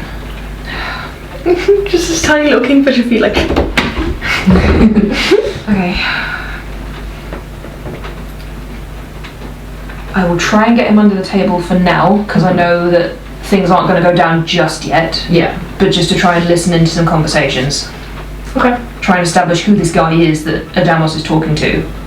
Because, would I recognise him through Puck's eyes? Like, I don't know. You would recognise him. You would recognise the same as Maze did, as having seen this man sat At the moor. With the 3 counsellors. Okay. Who are you? Man. Sir. Yeah. I will, try and get Puck under the table as inconspicuously as possible. Make another stealth check. 16. 16. Okay. You wait. Somebody gets up from one of the couches and Puck can just sort of glide under there and under the table and back along, counting the number of seats until you get back to where Adamos is. Yeah. I will perch him out of the way of people's feet and just listen for a bit. Okay. See if I pick anything up. For a while, you just listen to drivel, and you're thinking, God, is it going to be this for hours and hours? But then, Leonida gets up from the table, and you hear sort of a low murmur, a little bit too low to hear clearly, but seems to be from Vasulu leaning over to Adamos. And then you hear Adamos's voice, which you do recognise quite well. And he says, no, the plan is simply to get rid of the beast afterwards. Whether that means we see him arrested, or we let the Armiger do away with him, as is his job. I won't stop it if he wants to. They plan to get rid of the beast afterwards. I'll give you 2 more squeezes, which is like, yes! Yeah. Cool. Received. Make a perception check. 23. Okay. You do see some of the guards who are standing around the front starting to get a little bored and stretching out and starting to move, like there's some front steps, move down them to start sort of patrolling around the front instead. Around the front. Around the front. Okay. Nothing to be alarmed about yet. Dinner continues. What kind of time are we at? It's getting, I would say, closer towards 8 o'clock now. Okay, so it could be any time now. If he's taking it. We can only fucking hope. He's with Peshek, I hope. Okay, having a vague idea of the passage of time as this goes on, I will try and get Puck out from under the table and back up again into a higher vantage point so he can see what's going on. Make another stealth check. Stealthy boy. Oh, buddy. 8. 8. You notice just like a forest of legs down the table as all the seats fill up. But you, knowing that your sister is there, you're able to fly Puck down towards like a further end, away from anyone else, essentially. So you could even head down towards Peshek and Armud and like wriggle him out between the legs of the seat. And he does get noticed, and a couple of people are like, oh, bird! But luckily it's just a bird in a building with an open roof. Yeah. So You invited the birds in, mate. Yeah. you get the impression that no one is freaking out or suspecting anything. Cool. I'll fly him up with view of Arkud's table and Adamos's table. Okay. And have him keep an eye out for the beast as well, like sort of entrances and exits, Okay. And Make one shadowy- more perception check. shadowy corners kind of thing.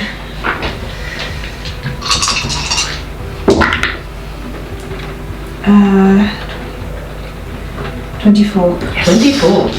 Okay. Say Huck's hovering around at the top, keeping an eye down on the room.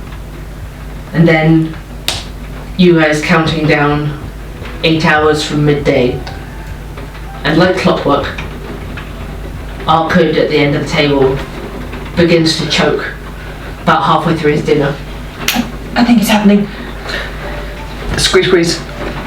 You see Patrick sort of reach for him and rub his back, and other people turning concerned, and then Arkud collapses onto the table as though dead.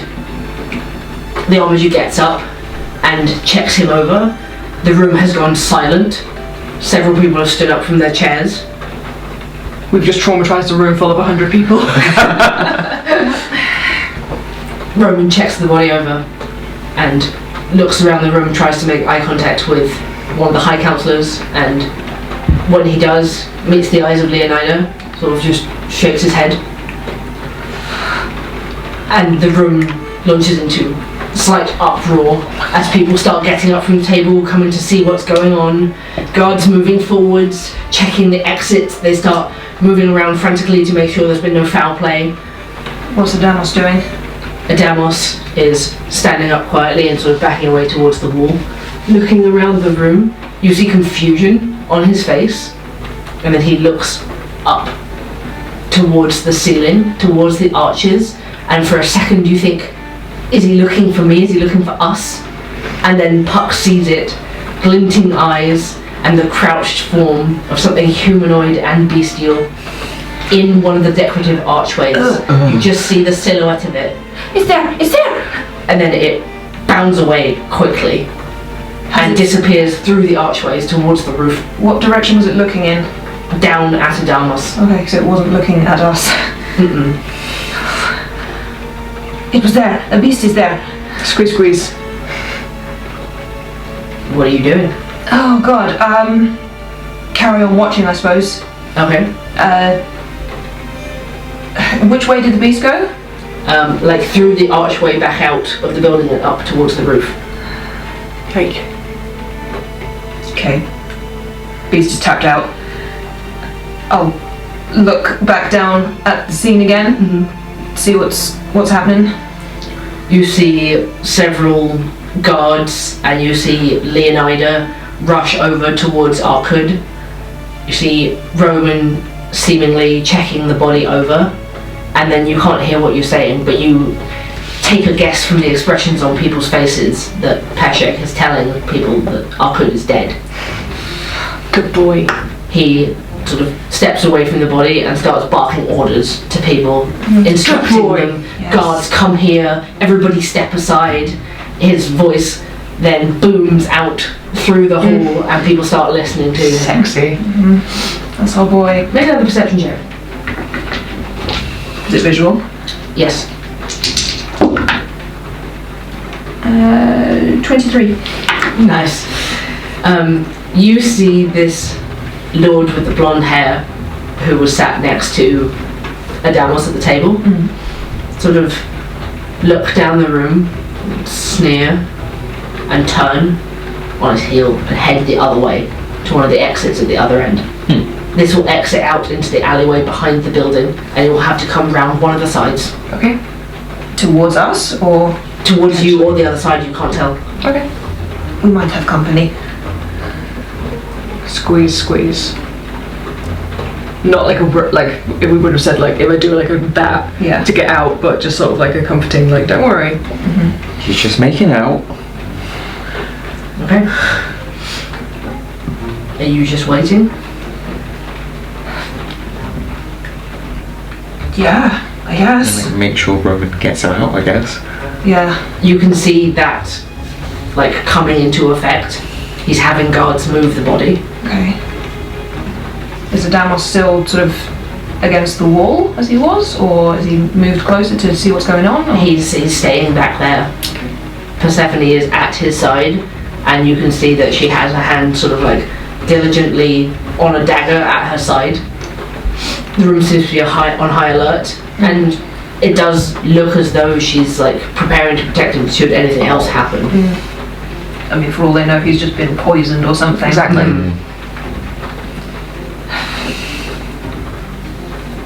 We'll sit it out, keep watching for any developments, see if Adamos goes anywhere. Okay. Make a perception check. Natural 1. Oh, can I have footsteps? You can make a perception check too. Dirty 20. Okay.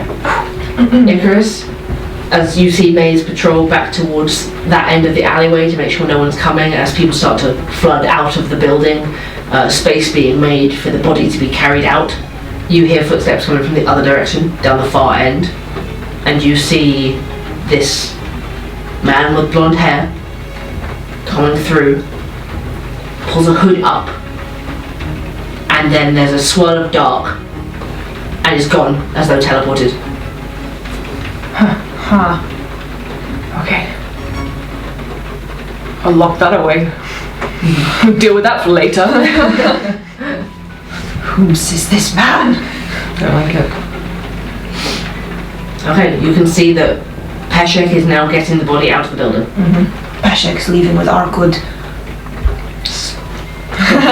Okay. Do we pull out? Adamos is still in there. One squeeze for now. Okay. Stay in. See what unfolds inside. Make another perception check.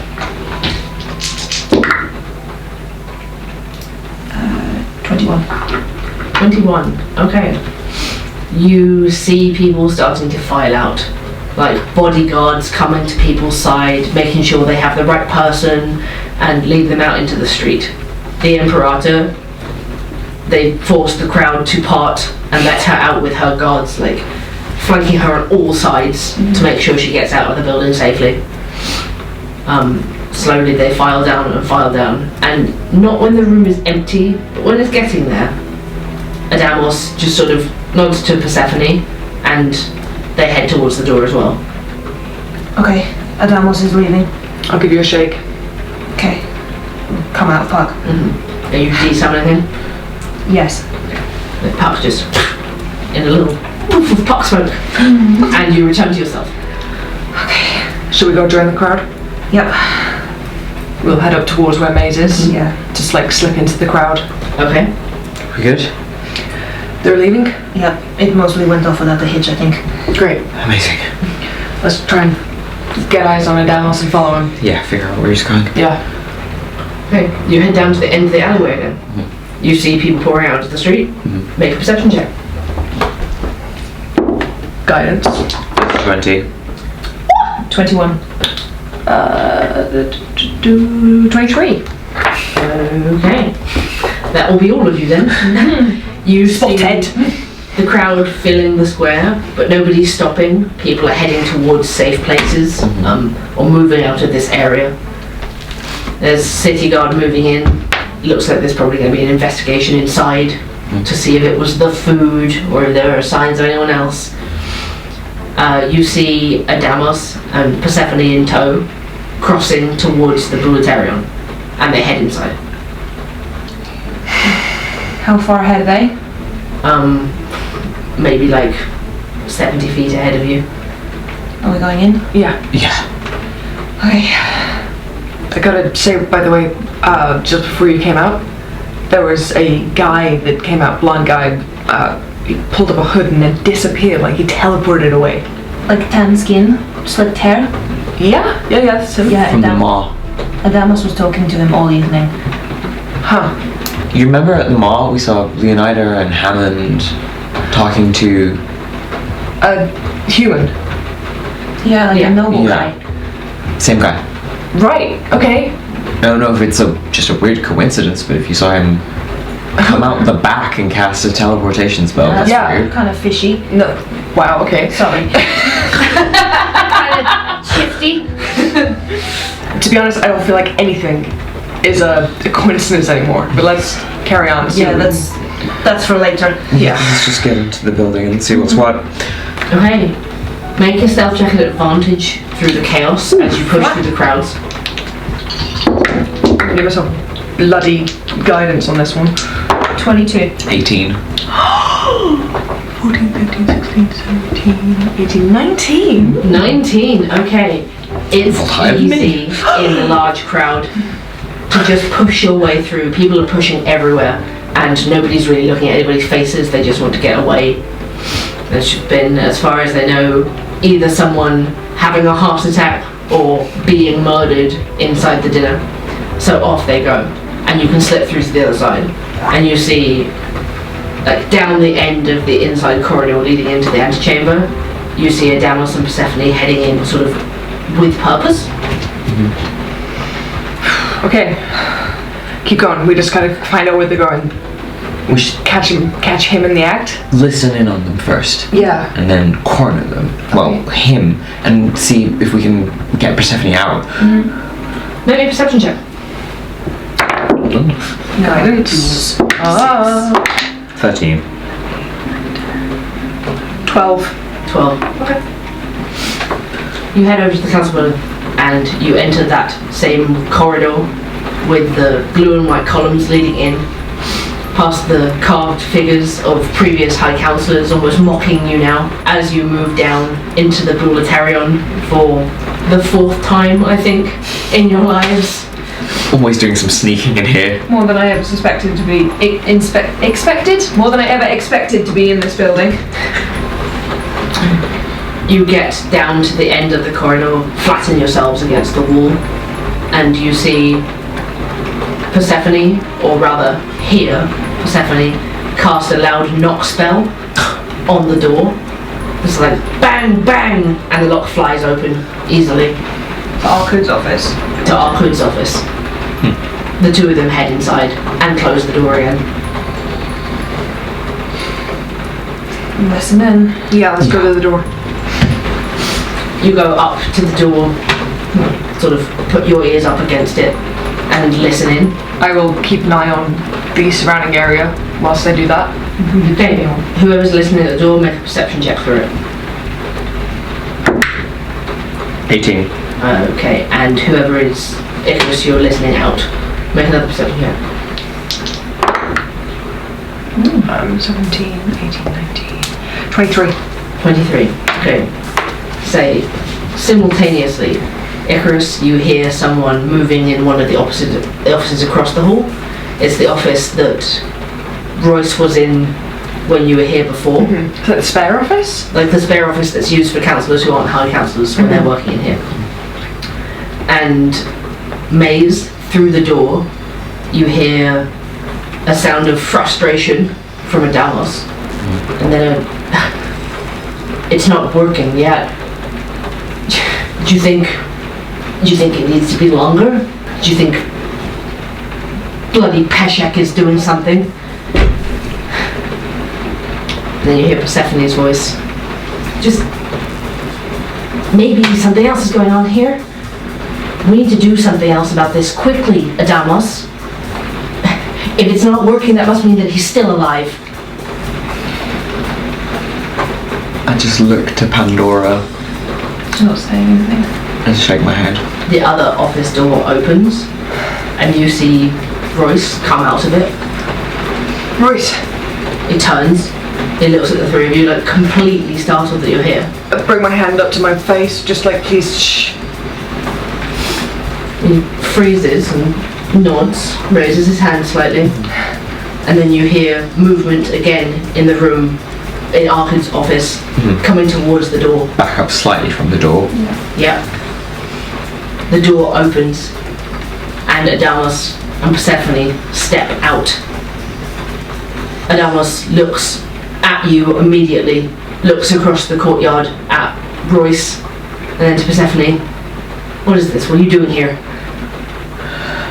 We're here to bring you to justice. Really? Last I heard, you were the ones who were wanted. Came across the road pretty quickly, didn't you, Katelyn? Ready to jump right in Arkad's grave. Unfortunately for you, that grave is not filled. He's alive. So your plan is failed. He looks to Persephone. They did this. Eliminate them. Persephone looks at him. That's my sister. What choice do we have? Sophie, please. She looks down in consideration for a moment. She's like, no, you're right. Sophie. I'm sorry, Pandora. Sophie, it's me! I would like you to roll initiative. Oh, Christ. Sick. That is a 16. 16 for Icarus. 14 for Maze. 14 for Maze. Oh, 11 for Pandora. 11 for Pandora. You okay? I'm freaking out a bit. 11. 14. Maze. First up, it's Damianos. He is going to stay where he is. Hold an action. Okay. Do not care for that. He waits. He looks to Persephone again. And he's like, do it. It's Royce's turn. Okay. Save us, please, Royce. Go on, Royce. You see Royce look at the scene before him. He's going to move 30 foot closer, like straight forward and around the corner. So just 30? Yep. Royce moves 30 foot closer. Okay, good. And he clocks eyes with the Damianos. And as his action, he is going to reach up, grab onto his necklace, and yank it off. And as he pulls off his necklace, you see Royce transform back into his larger and more muscular body with a harsher face, more angular, dark hair, wild skin with a thin layer of fur, hair shaved down both sides, pointed ears with nicks in them, a mouthful of sharp teeth, sun-darkened skin, a dangerous and playful expression on his face. His eyes are brown, large, animal-like pupils. His arms are covered in a short fur from the elbow down, his fingers ending in sharp claws. He has returned to his shifter form. Oh my god! Fuck! We know who killed Castor, Royce! He says, I really don't want to do this. Then don't. They were planning on killing you anyway, you know that? As soon as you did this? Icarus, it's your turn. Okay, I'm going to bonus action summon my spiritual weapon. Okay. Just in pure anger that Royce is the one who killed Castor. I'm going to summon it directly in front of him. Okay. And send it at him. Okay. Roll to attack. I know it's going to scream out, don't hurt him! That's a dirty 20 to hit. That hits. He killed Castor! For 3 force damage. Okay. And I'm going to draw my sword and hold my shield up. Move 5, 10, 15. And like stick myself like between him and us. Okay. Nice. It's your turn. So much is happening around Maze. The confrontation of Pandora's sister, Royce is a murderer, but there is a corrupt politician in front of them, and they move around so as to avoid Persephone. Get up in melee range of Adamos. As you do, he releases his held action. He can go for that. He is going to swing towards you twice. With his sword he pulls from his side. Okay.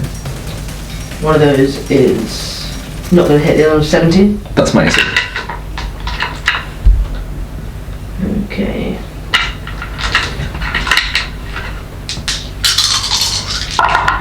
So you're going to take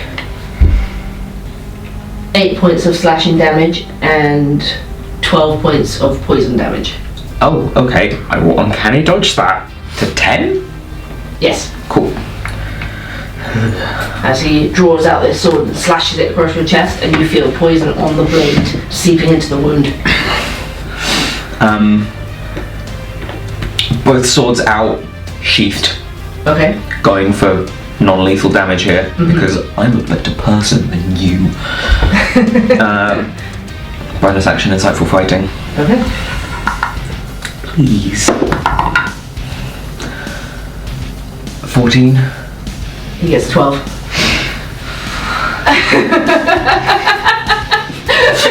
At last! At long last, this comes in handy again.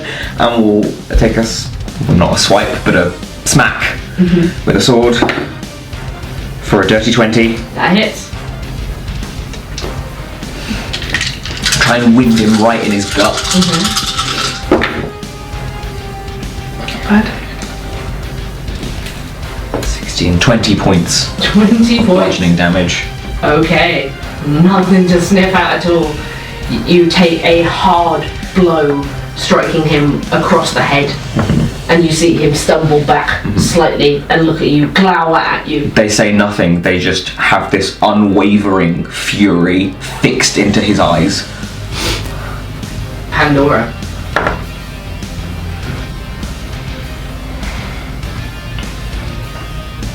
She goes right up in front of her sister, like, reaches out, like, further down. This way? No, like In towards front me. Yeah, in front of. Like, holds her hands, like, out to, like, grab her arms. Seppi, please, I am begging you to do the right thing here. I'm sorry, Pandora, you know too much.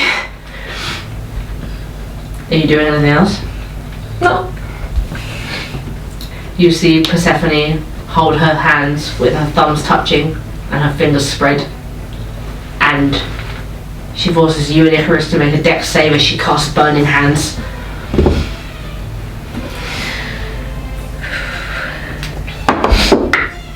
Seventeen. Okay. You, I believe, make the save. Halved. You make the save, so half damage. And you get halved again for fire.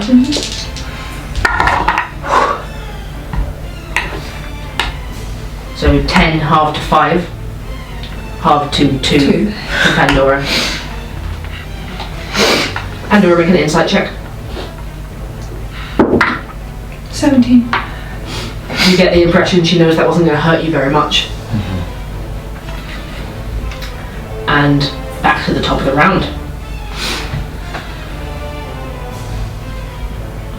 Adamos is going to turn immediately on Maze and make 2 attacks with the same weapon as before. The first one hits, the second one doesn't. Okay. It's a sword. Strikes again with his poisoned sword for 5 points of slashing damage and 16 points of poison damage. 21, uncanny dodge, 10. I'm sorry, he gets advantage on the attack roll because Persephone's next to him. So on the second one, again,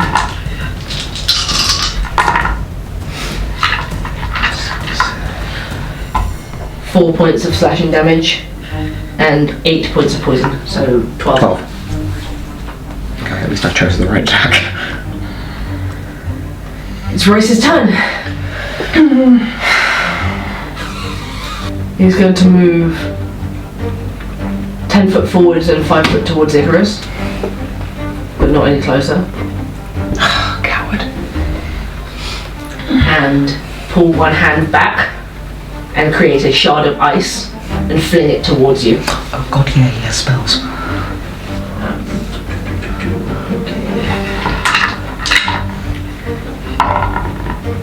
Flies straight past. A clear and obvious miss. Okay.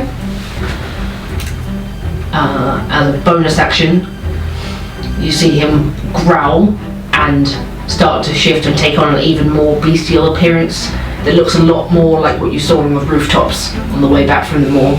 A lot more animal-like. When you said a clear and obvious miss, does it come across that he wanted to miss me? It flew so far, of course, that you're sure that couldn't have been his aim. Okay. Icarus, it's your turn. Okay.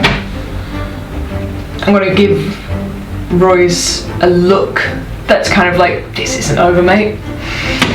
I'm gonna turn around though and make 5, 10, 15 to Adamos. And I would like him to make a Charisma 13 save for me. Charisma 13. Okay. Fails. He's banished. Okay. I need a concentration ring. He disappears from the field for 1 minute. Damn. He cannot do anything in the other plane. So Icarus just reaches Adamos, lifts up his sigil to cord, presses it against him, and is just, get out. It just disappears. You see Adamos disappear into a different plane. Stephanie looks shaken. We've only got a minute before he's back. Maze. Looks to Icarus and says, and you know we need him back to... Yes, he'll be back. I know we're not technically in flanking position for Persephone. Would it, considering we're so swarmed around her, would it be... I would let it count as flanking if you move forward, yeah. Do I want to do that, or do I want to try and ghost her? We'll try and talk her down now that he's not here. That's more a Pandora thing. Mace turns around and goes after Royce. And get up to him. And just... not even trying to hit him, but just... swords crossed, still sheathed, but levied either side of his throat. Dead in the eyes, and just... like Icarus said, he was going to kill you. Let Roman do it. I'll have you arrested. There's no way you make it out of this in Adamos's books. Make a persuasion roll. Oh god. Piss poor. 11. 11. Okay. You're not sure if he's convinced or not. Are you doing anything else? No. I'm just gonna stay and hold myself there in front of him. Okay. Pandora. Your sister has just burning hands. Do you...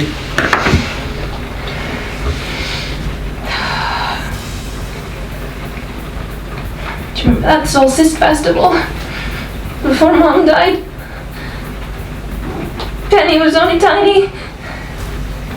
We all stood on the beach and watched the lanterns go up into the sky. All 5 of us together. I want my sister back.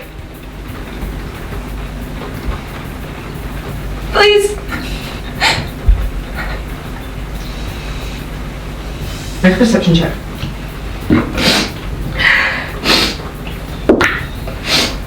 19. As you stare your sister in the face, still feeling the singes of burning on your skin, you see a thin amount of frost cracking on her forehead. misting her eyes slightly. I can give you two choices. You come with me, Pandora, or you're forcing my hand. What does that mean?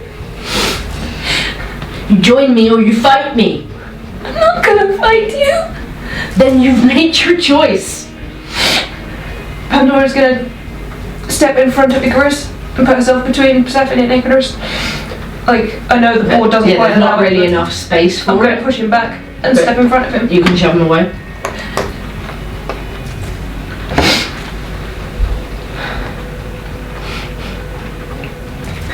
She's just like, oh, Dora, you just don't understand. No, I don't! Can you make a con save? Is this a poison thing? It's not. Cool. 12. Okay. What's she doing? You see her bring her hands up and they start to glow with necromantic energy.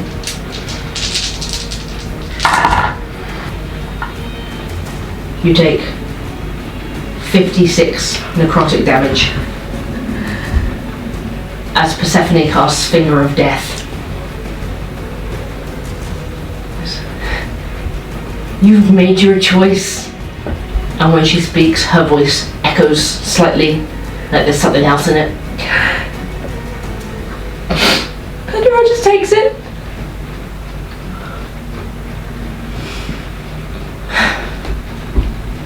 Okay. Adamos. He's gone. There's no save, he's just gone. He's gone. Okay. Let me just double check. I think it's only if you take damage. It's only if I take damage. He's gone. He's just basically incapacitated in a safe realm. Okay. So that's one round down. Yeah. In which case, Royce, seeing him disappear, seeing Persephone cast this horrific spell on her sister, is going to just slip past Maze and move up to Icarus. He will take the opportunity to attack if you take him on.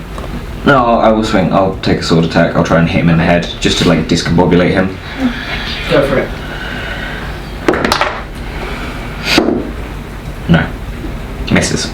Okay. He's going to charge up to you, Icarus, and take a swing at you with his sword. Okay. With his sword. Okay. With his sword. Just, I'm sorry, we don't want to do this, but we have to. No, you don't. And that's going to hit for 26. Hits. Yep. And as it does, a burst of green flame escapes from his short sword. So it's long dice. You are going to take 5 fire damage. Okay. Pandora, you also take 7 fire damage as the flame bounces off Icarus onto you. Reduced to 3. Pandora looks awful. Can you make a save for me, please? He's just hit you with an attack. So can you make the Dex 13 save for lightning damage? He can indeed. That's a 16. He still gets half. 6. So he gets 3 damage. That's Royce's turn. You're probably going to make it. Can you make a Constitution saving throw for your concentration? Yep, I got it at advantage. Please. Okay, we're fine. It's 17. Okay, it's your turn. Okay, I am going to 3rd level. I'm going to hit him with my sword and cast Inflict Wounds on him. Okay. Which is 19 to hit. 19 hits. Okay, yes, 5d10s.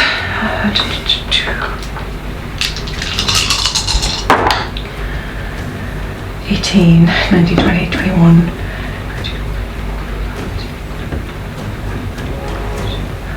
33 necrotic damage. 33 necrotic damage. And my bonus action is Lorcai's spiritual weapon is going to swing in and hit him from behind.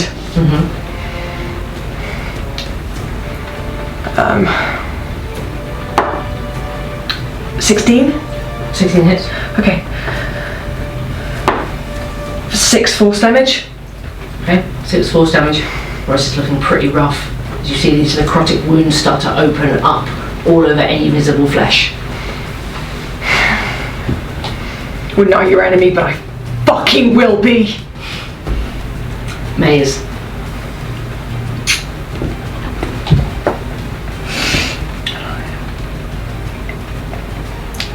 Sorry, Pandora. Your sister's battering the shit out of you.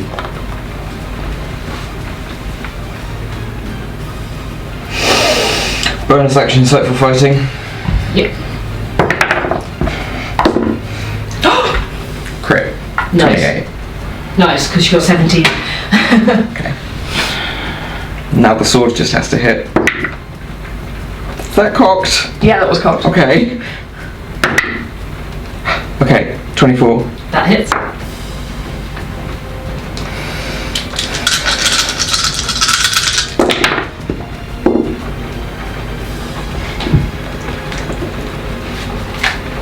.26 points of 26 bludgeoning points of damage. Bludgeoning damage.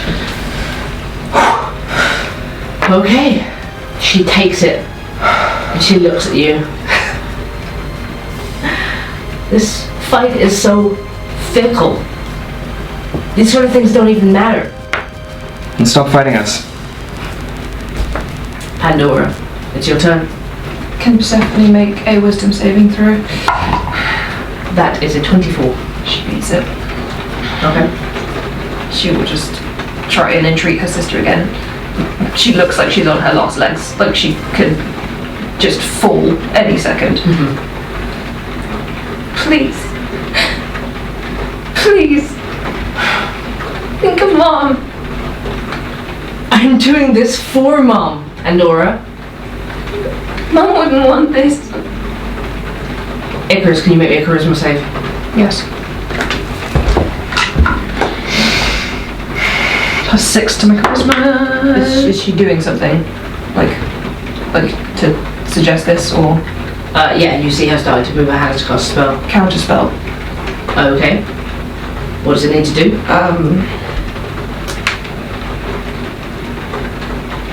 If the spell is 3rd level or lower, it automatically fails. It isn't.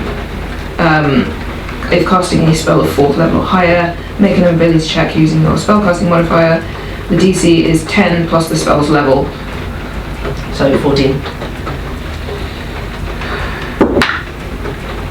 13. Dirty 20. Dirty 20. Okay. You make the save. Nothing happens. You feel the sensation of her trying to cast the same spell that you cast on Adamus. I'm not going anywhere, missus. Not today. Royce's turn again. Yep, I'll mark off another round, so Damos is Still gone. floating in limbo like... Royce is going to step back away from Icarus, risking an opportunity attack. I will take it, please. And I'm going to use Warcaster to make a spell opportunity attack. Okay. How far back? Just 5 feet. I'm going to use 1st level inflict wounds. Okay. Get him. Get his ass. 15. That's his armor class. 3d10s of damage.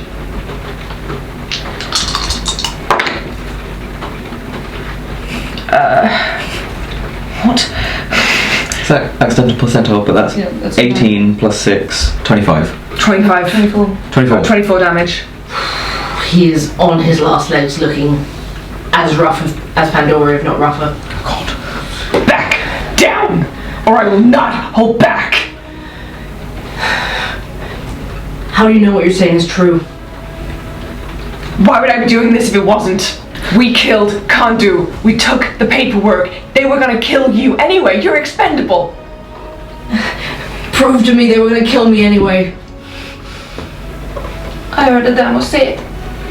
Stephanie looks up at Royce and is like, Royce, baby, don't listen to them. I'm gonna listen to them, Persephone, if he's gonna get rid of me. They said, do it. Use the beast, and it's 2 birds with 1 stone. They get rid of the beast. Yeah. Make a persuasion check at advantage. We're wearing him down, lads. +6 to my persuasion. Come on. Dirty 20. Dirty 20. You see him drop his sword and lift his hands. You've got a chance to live if you do this with us. I'm willing to hear you out. Just bring him back. Not yet. Icarus, it's your turn. You have seen Persephone be relentless and try, as far as you can tell, to murder her sister. Okay. I am going to move 5, 10, 15, 20. Voila. To flank.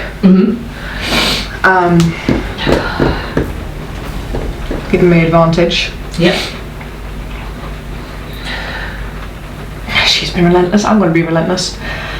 I'm going to use at 3rd level inflict wounds. Counter spell. Fails automatically. That's Pandora counter spells. Pandora. That's my sister.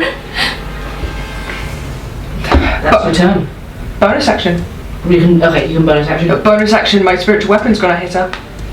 It can't quite reach it, I believe. It can only move 20 feet. 5, 15, 20, or if it goes like okay. diagonally through Yeah. Pandora, Okay. it is spiritual. Yep. Probably not. 8, 9, 10, 11, 12, 13. That hits. Oh, it does. So it is unarmored. 5 force damage. Back down. None in your life. Maze. You have Persephone flanked. Royce has dropped his weapon. I take my first attack against her. 21. So anyone hits.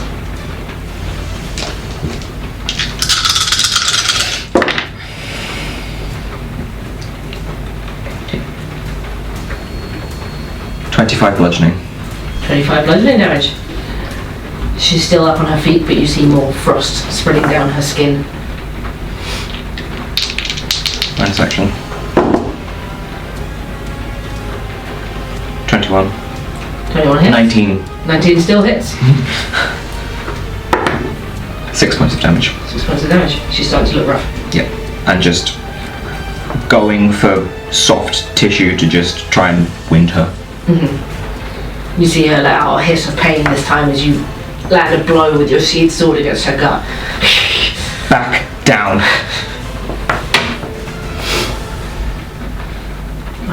Okay. Pandora. Just gonna try and cast the same spell again. I suggest you tell me how this is something our mother would have wanted for you. Can she make a wisdom saving throw? That's a natural one. She fails. She has to tell me. Because our father told me so. What are you talking about? Dad hasn't got an inch of magic in him. Not that man across the city. Don't be ridiculous. That's our father! He raised us on his own for the last 14 years! And yet, he's not our father, after all. There's so many things you don't know, Pandora. Tell me! It's her turn. She will take, at disadvantage, because you're all right here, an attack against each of you.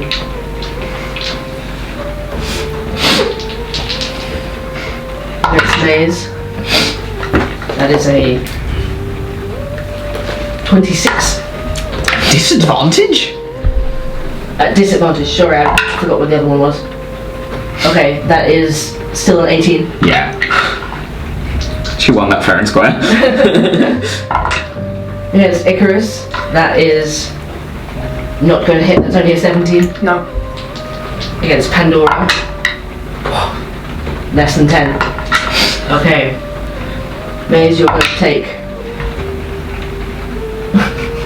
1 point of force damage.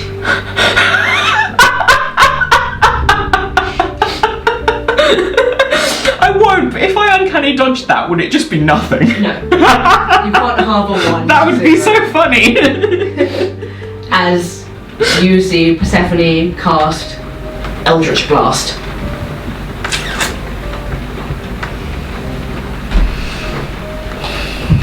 You shouldn't do that. You can't do that.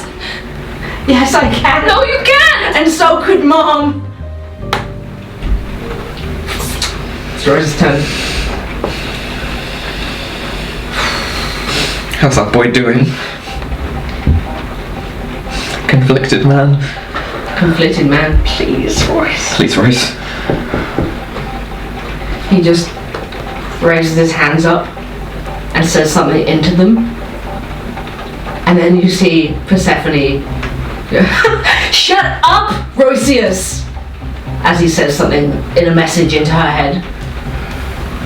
Icarus. I'm gonna hit her with my short sword with it still sheathed. Okay. That's a crit. Okay. That hits. So that's a 27 to hit. Yep. So that's a 4 on the dice, 8, 9, 10, 11, 12 bludgeoning damage. Oh, bludgeoning damage. She looks like she's ready to drop.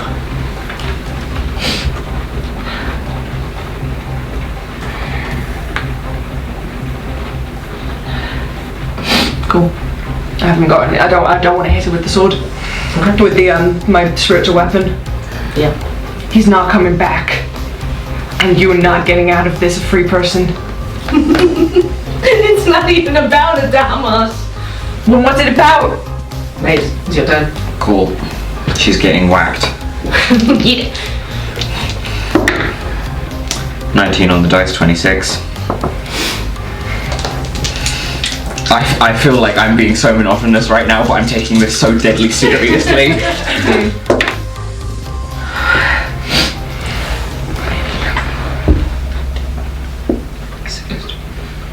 20 points of bludgeoning damage. With your sheathed sword, she just drops unconscious. Crumbles down to the floor. You see Rose? Bring him back! I'll tie her up, you bring him back. No! Don't touch her! Pandora, we need to tie her up. Pandora sinks down next to her and grabs her into her arms. Don't touch her! Fine. I will be ready to corner Damos. Royce? Yeah. Oh. You see him pick up his weapon again. He's gonna appear in the exact same spot that he was in. Yeah, I'll move out of... Is Royce gonna move forward or stay where he is? Stay where he is. Cool. I will move to, flank where he would be. I guess if Pandora, moves up Has to move Persephone. around her. Yeah. Yeah. And then we'll get rid of your little concentration hula hoop. Where are you, Adamus? Are we allowed to prepare? Yeah, because it will miss his turn and get back to yours. So, 3rd level inflict wounds I'll have ready. I'd like to prepare, I think you can make, some sort of attack that doesn't do damage to grapple? Like a grapple just check. a grapple Just a check, grapple check, which is yeah. yeah. Just roll a strength check, essentially. Okay. You ready? Born ready. You prepare yourselves. Drop. You drop the concentration, and Councillor Adamos appears back in the exact same spot that he disappeared from, looking slightly shaken. Miss me? What are you gonna do? 3rd level inflict wounds. Okay, roll to attack. It's an 18 on the dice. That hits.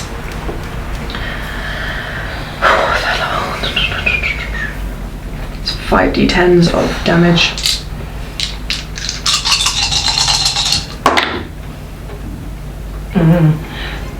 31 necrotic damage 31 necrotic damage. as he appears right in front of me. So you immediately, these necrotic wounds start to split over his body. Underclothes, you see blood seeping through the fabric, and he looks like he immediately sags and gets weak. Nice. I'm trying to grapple him. Okay, roll a strength check. I think it's testing. Should be. Dirty 20. You win. You have Maze him restrains him. Well, grapples him. Okay, Pandora. Just gonna medicine check her sister. Okay. Try and stabilize her. 8. She seems pretty out of it. She doesn't seem like she's dying, but she's not coming back to consciousness anytime soon. She'll just cradle her sister against her. Persephone is unconscious. Damianos is going to try and break out of your grapple. 8. That is 17. He breaks free and he's going to force himself past you and start trying to run down to the end of the room. This way? Yep. How far can he go? 30 feet? Yep. So 1, 5, 10, 20, 30. Can I take a opportunity attack as he goes past me? Same, and I guess Royce would get one well if he wanted to. With my short sword. It's only 16 to hit. That's a 19 on the dice. They both hit. Oh, excellent. 7 points of damage for me. 7 points of damage. 9. Bludgeoning. Bludgeoning. You two see you smack him with your sheathed swords, both of you at exactly the same time. He stumbles forwards to where Royce is and basically collapses down to his knees before him. Okay. And Royce levies his sword at him. Says, "Is it true?" And Damianos looks up at him. "What lies have they been feeding you?" Like spluttering out blood from his lips. "Is it true that you were gonna get rid of me after this? After we killed our Kurd?" Royce, we need him alive. What can I say, Roycius? You've been messy, you've become a liability. Royce, you see his animalistic expression just morph into desperate, devastated fury. And he just rams his short sword straight through his chest. You see the blade emerge out of the other side. Royce! He yells out just, "Ah!"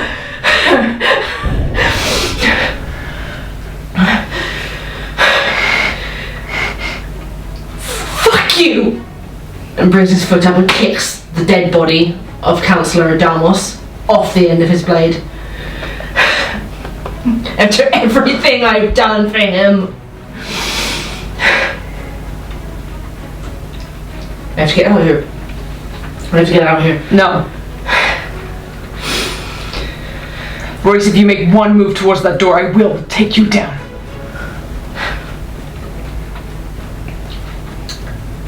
You see him cast blur over himself. This shimmer appears in front of him, makes him hard to see. And then he just turns and runs for the office that he came out of. He's going to dash 60 feet.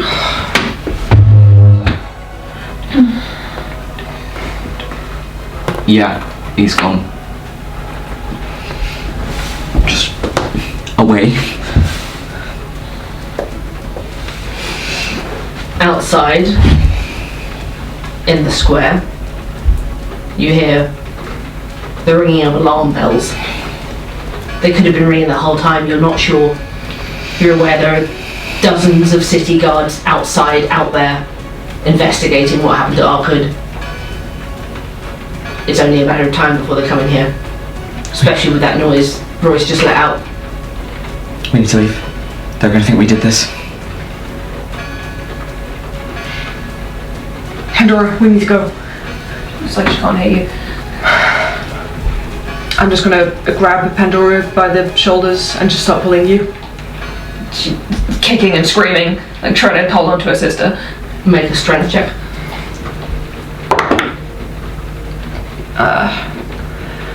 12. Do I need to? You can make a contested one if you want. I personally did. 12. 12. She won't budge, she's clinging on to Persephone's unconscious body. Get off me! I'm gonna hit Pandora in the head with the sheath of my sword. Okay, roll an attack. I don't have the heart.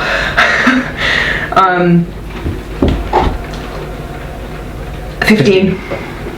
Nope. It strikes, but you don't have the heart to do it hard enough to do anything. Pandora, please! Pandora, we have to get out of here. You hear from down the end of the corridor that leads into this antechamber. Hey! There's voices in here! This way! You hear people moving in. Pandora, we have to go.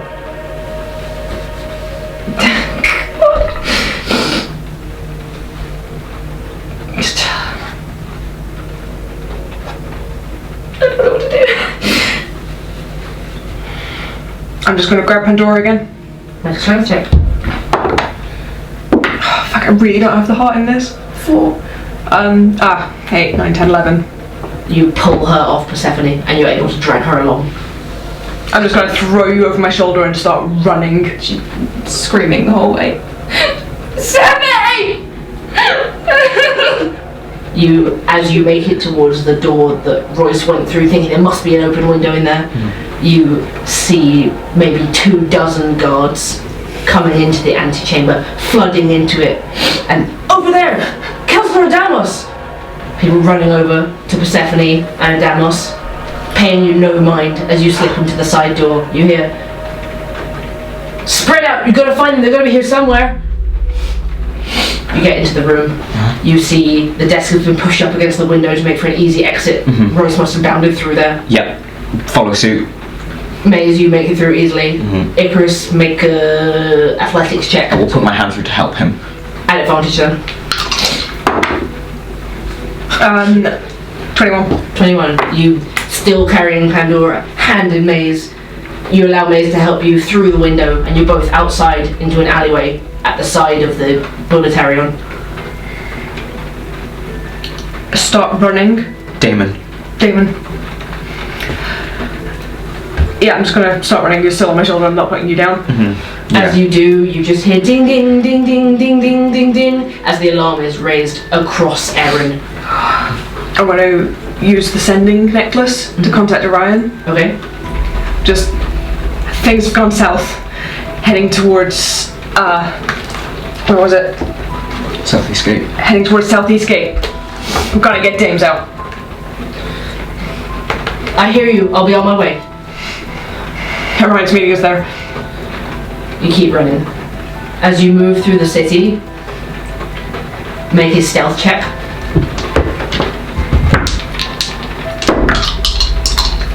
19. It's a natural 1. Okay. 4. Maze, you're completely unseen as you dart between alleyways and across major roads to other roads. Unfortunately, Icarus, flagging behind you, carrying Pandora, is nowhere near as stealthy, and you hear from up one of the streets, "Here, they're down here, I see them!" Faster. I'm gonna cast fog cloud Okay. in the area like that I am just. So as I'm running, fog cloud's just gonna disperse out. There's a huge cloud of fog Yeah. fills the street behind you as you guys run. You hear guns running into it. I can't see them, which way do they go? And we're just gonna keep going. Okay. You keep running. You won't be able to run the whole way carrying Pandora like this. Pandora, can you move? Please, please, I need you to move with me. If you put her down, she'll vacantly follow you. Good. Okay, so 3 of you make me a stealth check. 18. 15. Natural 1. So 4. Okay, again, you round a corner, you slide into another district, through an alleyway and out into a bustling square. You see people look up, immediately recognise an orange tiefling from the descriptions on the posters, shout, "Is that them? Is that the people that they're looking for? Somebody get the city guard." Fog cloud. You do that again? Yes. Okay. Because one of them control air and water, which is from being fishman, and then the other one is from being cleric. Okay, you cast a second fog cloud, just enshrouding all of you in fog, and you're able to grab onto the others and dart for it towards the nearest road that you saw. And we keep going. You keep going again. You make it another district over. You dart through alleyways. You climb over a low wall. You hop up onto the first floor balcony of one building, run down, climb down another, and you make it through the streets and towards the walls. You can see them closing in now as you get closer and closer. Make a normal stealth check as you approach the prison. 13. 25. Okay, you slow down as you see these huge, thick stone walls that surround Erin, that have always kept this city safe. They feel like they tower for miles above you now as you look up towards them, towards the top where the griffins are due to arrive, you expect. You see the entrance of Moynia Prison. You know that this prison has cells built into the very walls of the city itself. So, should they ever be breached, the first thing the attackers will face is the wrath of prisoners trying to escape. Grim. It suddenly seems ironic. You see the entrance, with this many city guard being called to the Bulatarion. The entrance of the prison has a large iron gate, but it's unguarded. Okay. Underneath the iron gate, I'm going to cast Wall of Water. Okay. To just try and use the actual, water itself to just lift the gate up. Okay. In terms of force, I think I'm just going to roll a d20 and see if it works. Okay. The force of the water lifting up, I think there's 10 feet, 15? It's a 30-foot long, 10 feet high, 1 foot thick. Okay. The 10-foot high wall forces the iron gate up out of the ground, and where it's locked, still the force of the water is enough to break the padlock, holding it shut, and throw it upwards, maintaining concentration, holding the wall of water up. There is an entryway straight into the prison. Peg it straight in, just grab Pandora's hand to make sure she's following. And then I'll leap through and then drop the wall of water the moment we're through. The water drops. You all slide through onto the other side into the dark corridor of the prison, and the iron gate drops down again heavily with a loud clang. You don't know if it's locked again, but it doesn't matter, no one's seen. The moment we're in, I'm going to grab Pandora and hug her. I'm so sorry, Pandora. She doesn't respond to you. She's it's like there's no one home. Yeah. Still, he just gives you a big squeeze and then takes your hand and we start moving up. Okay. You move towards the first staircase you see. You remember Helena saying that Damianos was somewhere upstairs. Second or third floor. So you move upstairs. Make another stealth check to move through the prison. Advantage. 8. It's not that bad. 29. No, it's not great. 6, 7, 8. Ooh. Twinning. You move as stealthily as you can. You manage to keep to the shadows along the walls, but as soon as you get up to the second floor, there's guards up here. Of course there is, it's a prison. And they all turn and they see you coming up to the top of the stairs. How many of them? You see 4. They're all sort of sat around a card table. Are they coming towards us? They are getting up from their seats to come towards you, yeah. And how far away? 20 feet. Can all the guards make a dex save? They can certainly try. 1 failure, 1 success. And 1 failure, 1 success. Pandora's crystal's just going to glow in her hand. Without even lifting it. She's going to cast Fireball at 4th level. Centered on them.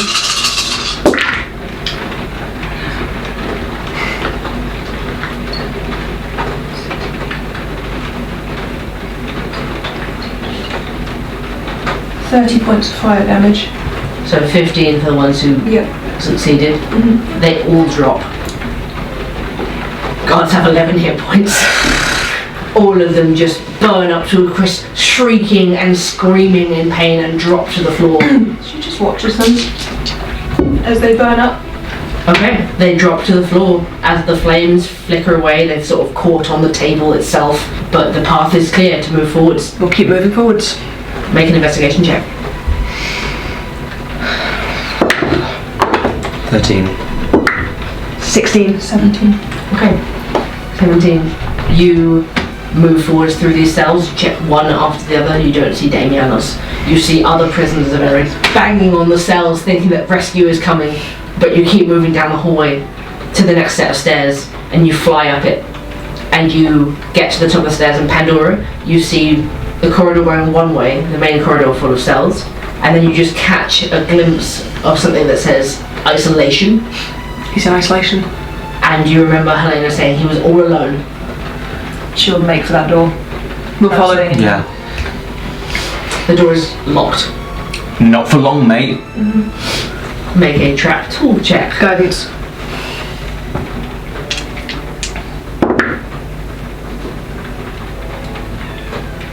$26. 26. You get down there and immediately you feel a familiar thrum of arcane energy as you crouch in front of this thing. You've done these before. You pick it apart in no time at all and get the arcane lock off. You fling it open and you see a singular cell down the far end of the room with Damianos sat on a stool. He lifts his head towards the sound and is like, Hey, Get out. is it locked? The it's cell's locked as well. I'm gonna run in there and cast Thunderwave on the door. Okay. I say you cast it, you can bust off this secondary lock and throw the door open. He gets up, you Come on. see he's just in his like breeches and undershirt. Passes you his hand. Pull him out and just, we need to get to the top. I have never been happier to see you. We're getting out. You run up to the three of you, squeeze you on the shoulders, no time to hug. I'm gonna give him Lorikai's sword to arm himself as we move. He takes the sword, he says, let's move. I'll take the front. No, you're not. Not like dressed like that.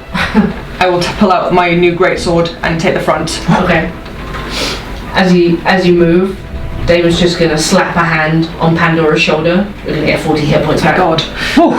You feel a surge of divine energy lifting you up, restoring your health. So, keep going. Okay, you move onwards and onwards.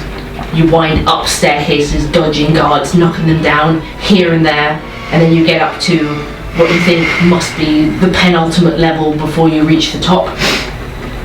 And you see dozens and dozens of guards waiting for you that must have come down from the sentry walls into this corridor.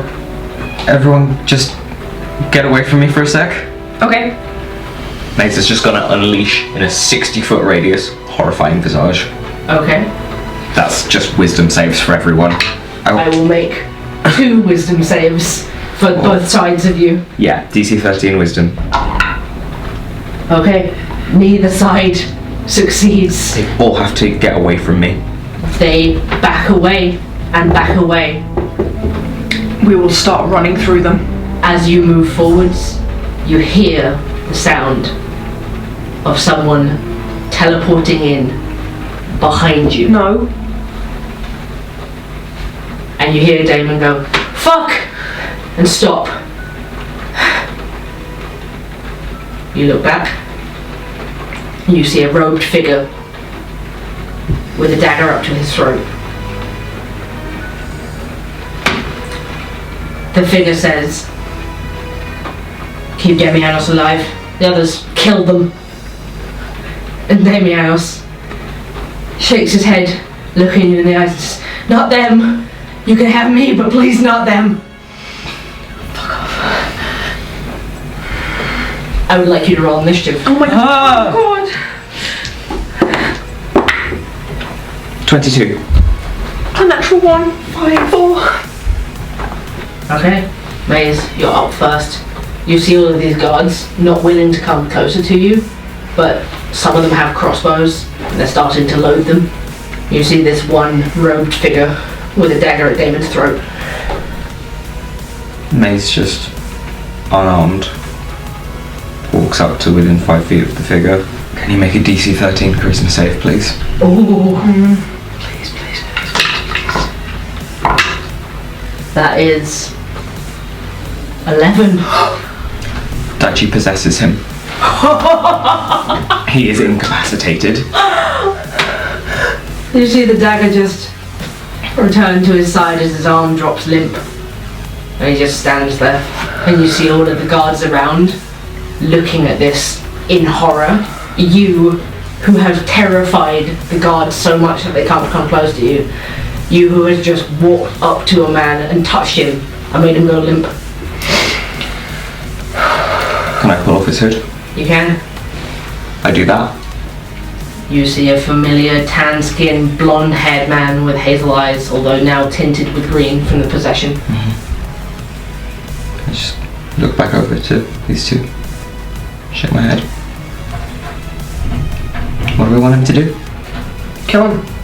Damon turns to you, stepping away from this, and says, "We just go. We kill him. All of these people are gonna turn on us. You keep him like this. You part. You let us go." You see the guards sort of starting to listen. Pandora. Who is he? Damon looks him over, up and down, grits his teeth, shakes his head. Lord Constantine Delphos.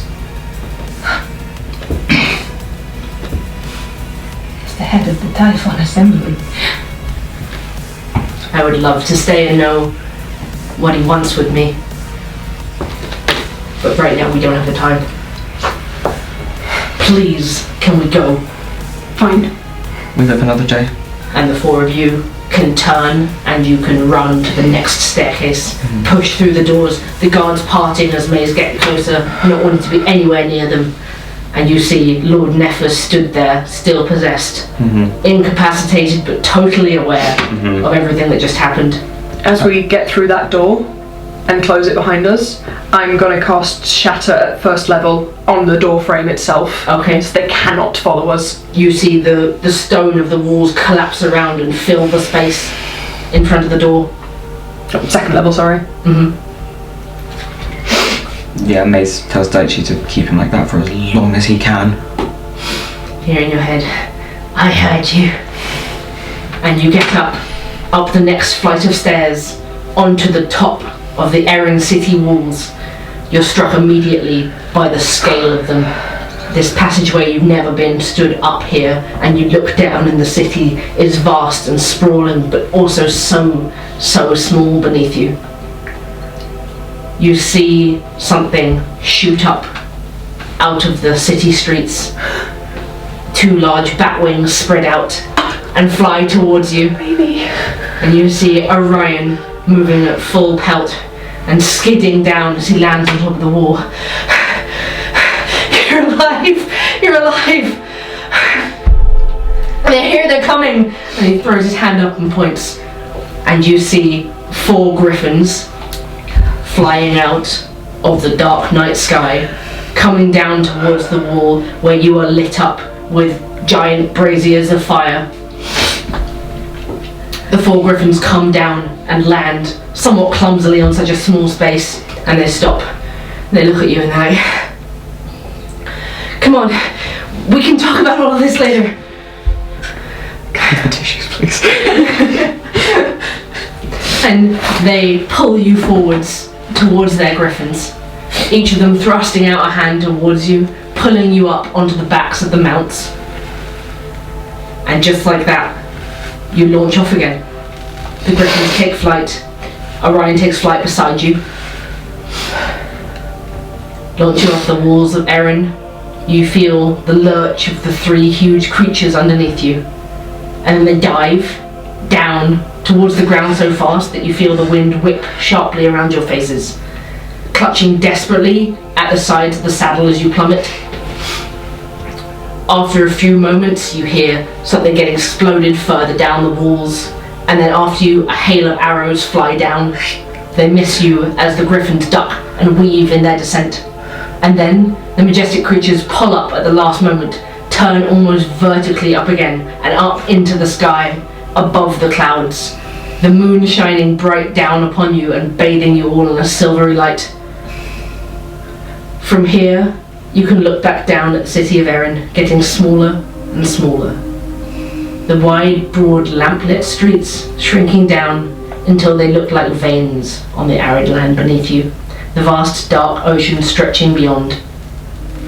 You feel weightless as the griffins begin to glide on the air currents, and yet so entirely heavy as you get further and further from the place you called home for so long now.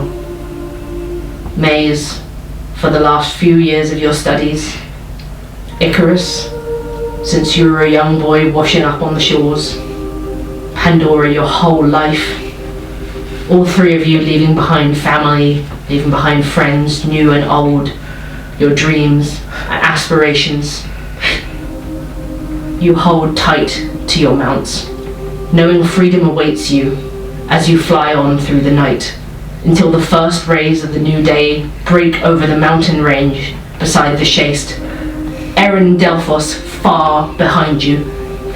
You feel your heart sinking like rocks into the ocean, and yet your souls begin to soar like the griffins that you ride on the winds of fortune, towards a whole new future, unplanned and uncertain, drawn ever forwards by the red threads of fate. And that is where we'll end this arc. Oh my god! Of Delphos. Fuck you.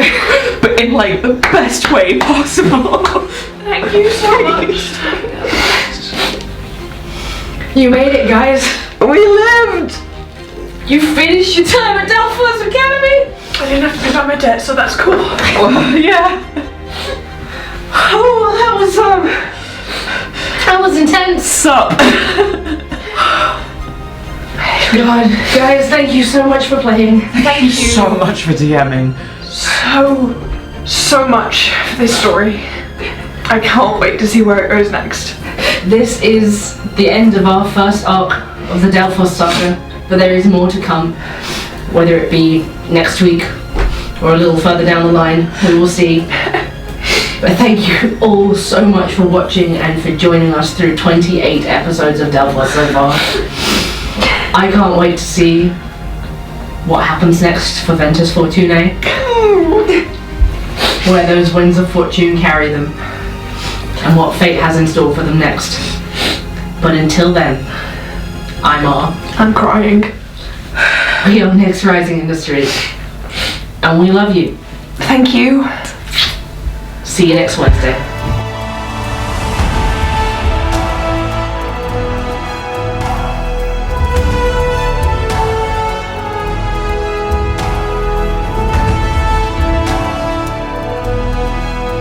Here we go, here we go, here we go, here we go. Here we go.